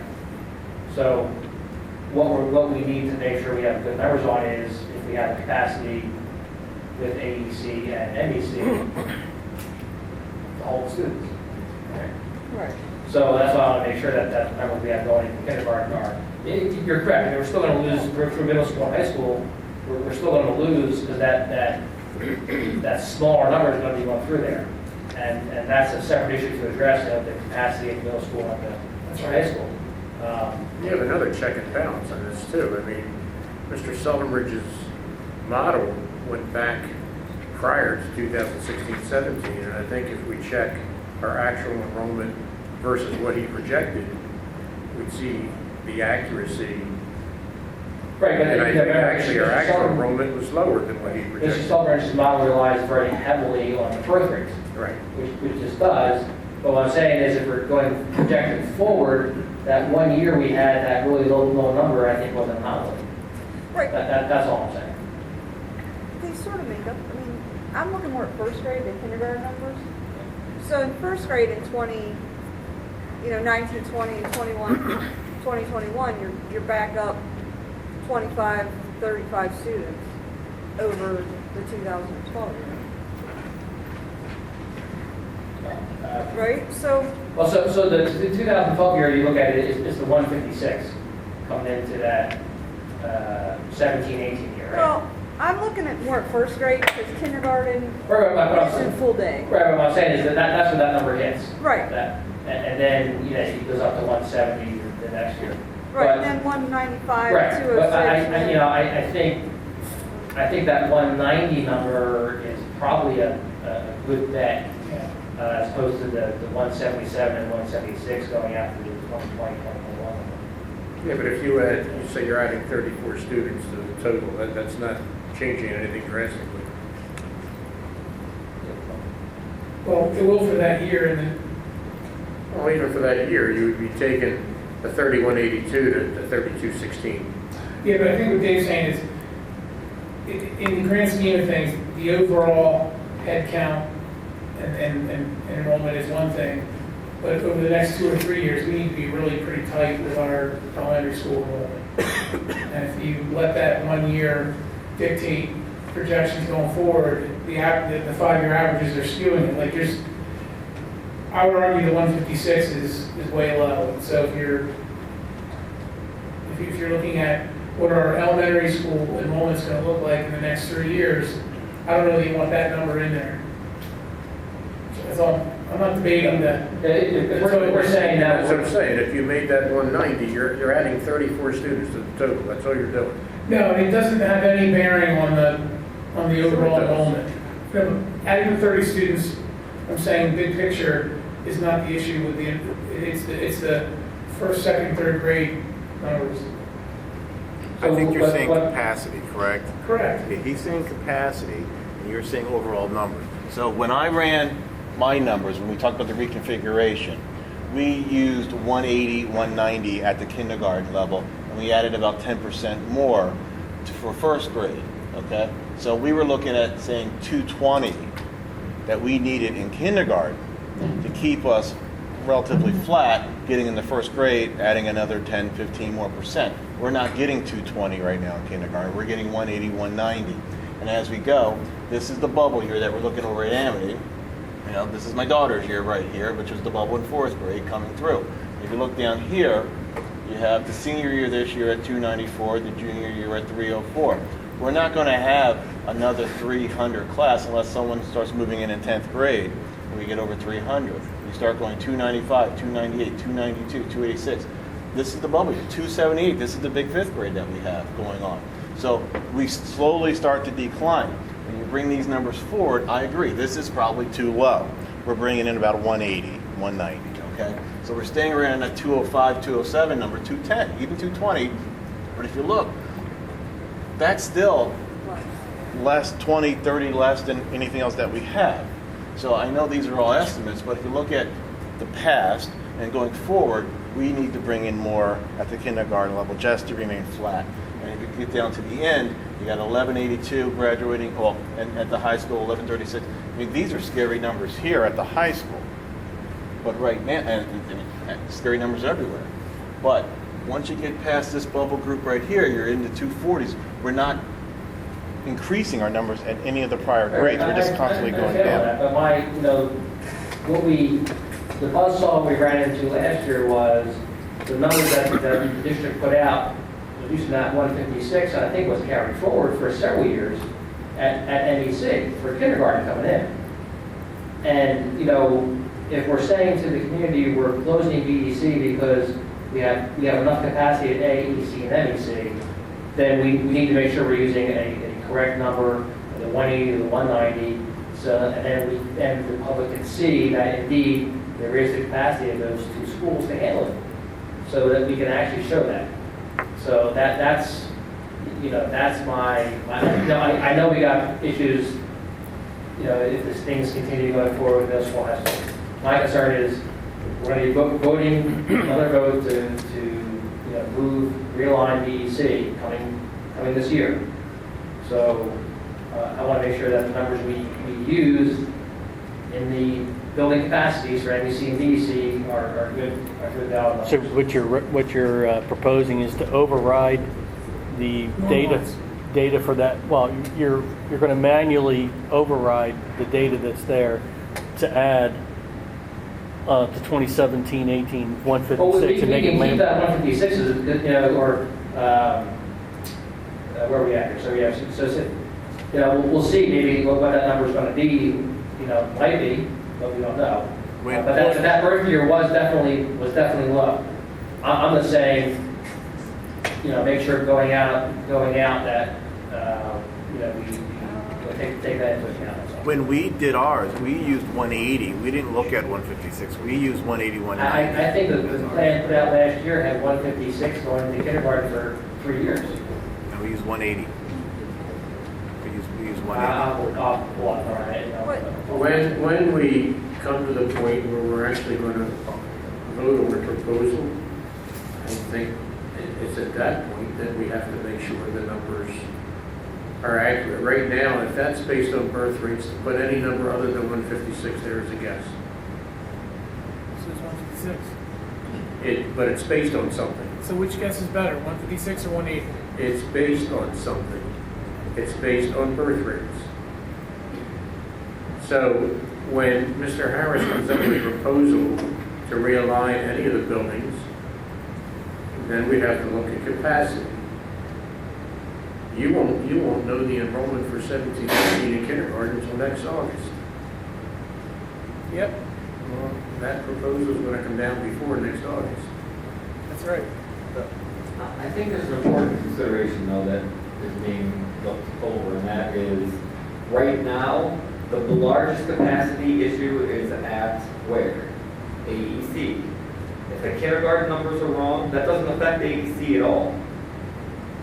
Because all those kids are going to MEC, where there's more current room for flexibility based on enrollment numbers than there is at AEC. So quite frankly, the influence of a erroneous kindergarten number is much less impactful for the current enrollment situation and capacity situation than it is if it was an older grade that we were concerned about, because it's AEC right now.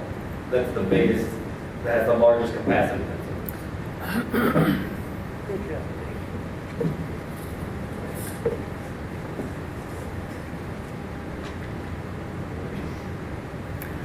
Is there any other questions for Ms. Hain? Thank you.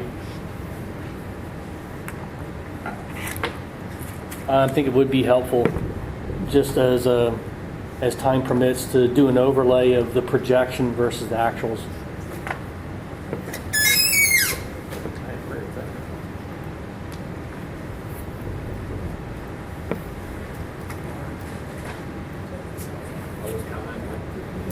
Sorry? Oh, well, I was waiting for the light to get out of my eyes.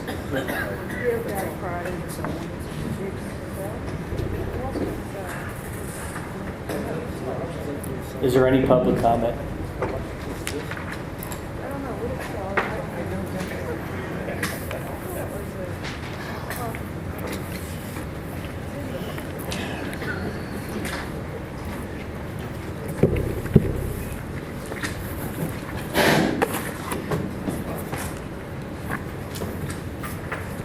You passed a resolution last May where the student population is estimated to be 1326 students in our elementary school program in the Daniel School District.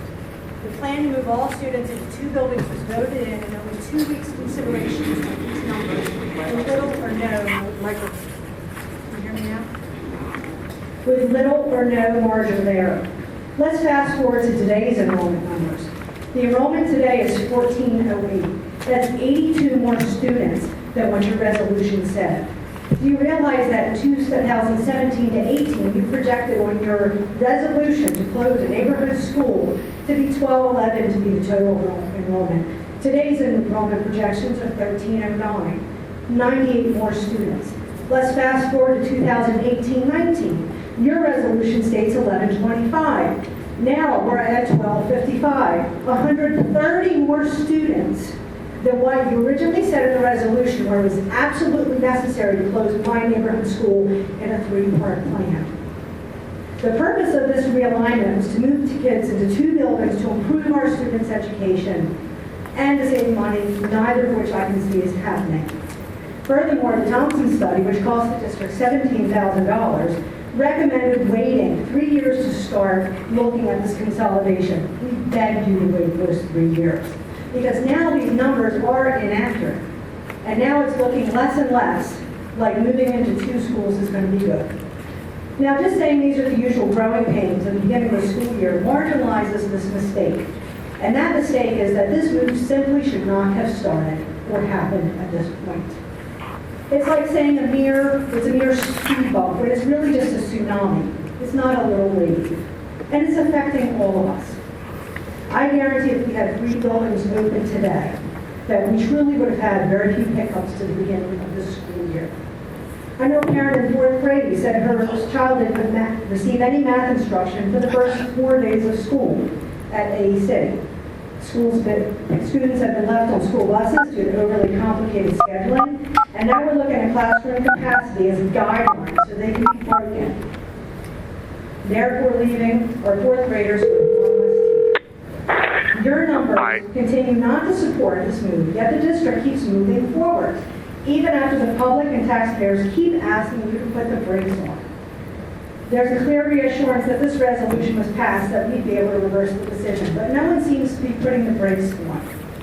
Our children are not to be treated like boxes that can be stacked in a warehouse up to the rafters to achieve maximum capacity or balance our spreadsheets neatly, when in fact they are more like plants in a large greenhouse. Some plants will be able to rise above the crowding, but many will wither and die. The overall health of the crop suffers due to the lack of sunshine and the ample nutrients. The bottom line is, our teachers walk into these buildings every day with a smile on their faces, and our children never know the struggle and the strife that we have with this problem. They're the warriors and the buffer that our kids have in this entire situation of overcrowding and, quite frankly, exasperation. Ms. McGee, can you wrap up your comments, please? I can. It makes me wonder what's really truly at stake, because so far, students, teachers, parents, and community have all paid the price for this plan that's lacked prudence, data, it was not tested or reliable, and in my opinion, I think that we should think about it now to reverse this decision and not continue. I think your numbers speak more than anything. You better check your resolution, because we asked you, we begged you, we told you those numbers were not accurate. And now today you're sitting here acting like the numbers, which are far more than what were in that resolution, should be the norm. I'd think about that tonight. That's all my comment. Thank you. Is there any other public comment? Okay, seeing none, we'll move to new business. We've touched on this briefly, the meeting minutes discussion. I guess the definition is what we should we be following our policy, which is strictly a record of what has transpired, what the motions were, who made them, what the vote was. So I'll open up that conversation. Anybody want to comment on it? Yeah, Mr. Wolf, I'd just like to say I think the format proposed in the agenda, I think that looks much cleaner. I think it is more faithful to our policy, and I think it would work well moving forward. When I got on the board 2 years ago, 5 of us, I believe, went to new board member training. And one of the things that was emphasized was that no board member speaking individually carries any weight other than with the full board. So for me to argue, say, against the support staff contract, it doesn't matter what I said regarding it to go in the minutes. What matters is that the vote was 6-3 to approve the contract. Looking back, this he said, she said is really very unnecessary.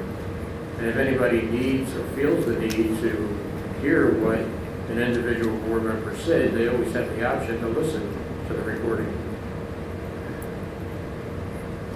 Instead of changing the minutes, instead of a version of the minutes that actually explicitly has quotes taken by dictation or some paraphrasing of what's been said, maybe a compromise would be to have Ms. Haynes note what the discussion items were and the times, like say from audio time 10 minutes to 14 minutes, there was discussion about X. And then if people are interested in discussion items, they can go to the audio tape and listen to it without having a convoluted dictation situation, and he said, she said, it's simply, we talked about this for a few minutes, and then we talked about that for a few minutes.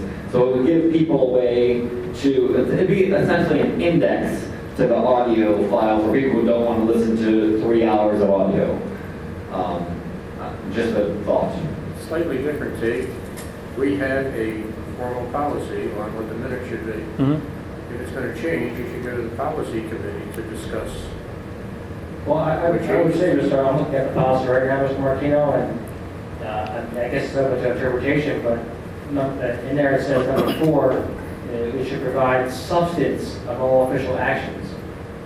Looking at the minutes that were just given out, I didn't find much substance. It was very neat, very clean, but to me the substance, especially in committee of the whole, is the discussion that you're having there. So, I happen to think I like the way that folks are transparent. You can see what was on in our meetings. To listen to the tape. So we're on hour 3 now. So, to actually, people have 3 hours to go through the tape, listen to the entire thing. When they look at the minutes, they can get the gist, and then if there is something that they want to go to, they can go to the tape. Or actually, I like, your idea, Mr. O'Donnell, maybe that's a compromised position. But I think the minutes that we're looking to, I think just having the bare bones is not being transparent and really not much for the public to go on. My take, I agree with Dave to an extent. I think, I know we only have to have emotions, we don't have to have anything. One of the reasons I think we went more to the dictation was because there was paraphrasing, and then people didn't like how they were paraphrased, so now we went more to the quotes. But I think it is important to have the substance. I mean, you're correct. The vote only has to be the vote, but if you're not going to describe any of the discussion, like why do we even have it? We have the discussion to get there, but I mean some of the comments that are made are obviously made for lack of a better term, grandstanding purposes. So if you don't want them in the minutes, why even make them? Honestly, just vote. Just vote the way you want to vote. I think it's important for the public to understand the back and forth that goes on with the decisions, or at least some of the pros and the cons of the decision. I don't really think of it as the arguing back and forth. It's, well, what is the negative to why you did vote that way? Because the public may not know that, they may not understand it, and they might be interested in that. It may bring them to think about, well, yeah, maybe it wasn't a good idea, or maybe I didn't like it. And you're right, they can go listen to the tape. If you put in the time, that's a good alternative as well. Because to sit through 3.5 hours of minutes to find something that was 4 minutes long that you wanted to hear is painstaking. Yeah, because I think some of the comments that we had when we were talking about this is how, during the course of our discussion, how much of the discussion is noteworthy. So we've never been able to really strike that balance between substance and, making a physical record of everything that was said. Mr. Wolf, for me, another issue is subjectivity. When I say something at a board meeting, there are varying levels, for me at least, of importance, and those may not correspond to the values of the person who's drafting the minutes. It really is subjective. So information that I may think is very important, there may be some nuance, the person who's drafting the minutes may disagree with. And I don't know, is it on individual board members to then go back and listen to the tape and say, no, I actually said my exact wording was X instead of Y? There's just a lot of capacity for misrepresentation. I'd say not intentional, but unintentional and unintentional. And I just think that if we stick to, we can maybe summarize the discussion, but this business of reciting verbatim sentences and sentences and sentences of quotations, I think is more, it does a disservice more than it does a service to the community, because it may not fully represent what the discussion truly is. And if it's a direct quote, then that's a different story. But who determines what goes into the minutes, and Yeah, so if you're going to quote, I think you really need to quote everything, and if you're not, then maybe a summary will do, but I feel like it needs to be uniform. The reason that I mentioned the possible compromise that I did, and in the interest of full disclosure, it's not my idea, somebody from the public gave it to me, is that I think that requiring, as what Mr. Chris was alluding to, requiring Ms. Haynes to discern what's important and what's not important, I think is beyond her role on this board. So the only way, the compromise is the audio tape is there for people who actually really care. They can listen to the audio, it's there. And indexing allows ways for people to just listen to portions without having to make that large a time commitment. So I like that part, and it removes the onus of accuracy and trying to interpret what people were, if they meant what they said or they said what they meant. I mean, it gets incredibly convoluted trying to actually characterize that stuff appropriately, and I think ultimately would just end up could end up with some board disagreements about what's appropriate, what's not appropriate. It's all happened. Right. In the times that we've served on the board, there's lots of back and forth. Like, well, that's what I said, but that's really not what I meant. It should have been, this word should be different, which changes the intent. So, but I do like that suggestion about putting a time index in the minutes of when the conversation started. So if somebody could, if they really want to get into the granular detail of the discussion, they could skip all the portion of the meeting that they didn't want to listen to, or like you said, invest the time and go through the whole thing, which is sometimes pretty painful. So, well, I'd like to make a decision if we can. Is it possible to arrive at some consensus on what we want to do? Because right now, when we have the bare bones version that, as Mr. Rathgeb stated, doesn't have substance. Looking for some discussion of what we want to do. We'll make a decision. Can we try doing Dane's suggestion for the next meeting and see what the product Kathleen comes up with looks like? Well, I think it'd be pretty similar to what we've seen these last minutes, only with a time index of when the conversation of that, to say like item 14 for transportation tonight, what time that discussion started. And I think that would really be it. There wouldn't be much to it other than that. The only thing I thought when I read it was if we could have just had a very, very, very brief keyword summary, like discussion was had on the pros and cons of this, blah, blah, blah, blah, blah, blah. Just to amend the bare bones version just a tad bit, not by who, or just discussion circled around these kind of issues. I think going forward, getting back to what we discussed this evening earlier was reviewing the board secretary's position based on the pay. I think based on this task, this is right. Roll into that. Well, that's Mr. Small has that as an action item. Right, but that's why I would want to get a decision on how much we want to put in. I'm fine with, if we're just simple paragraph of our sentences that the board discussed the pros and cons of whatever the issue was, or Mr. Okus-O'Neill presented his report for transportation and have the timestamp. I think that would be sufficient. Okay. Going forward. Starting. You want me to amend this one or going forward? Well, I don't know if we want to, but going forward, starting for tonight's meeting? Yeah, go for it. Okay. So, Kathy, you clear on what? Okay.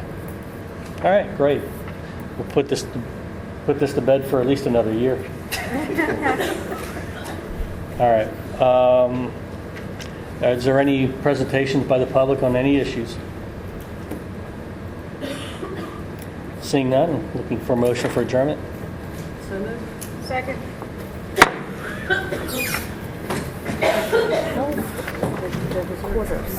What did I do wrong? 'Cause I had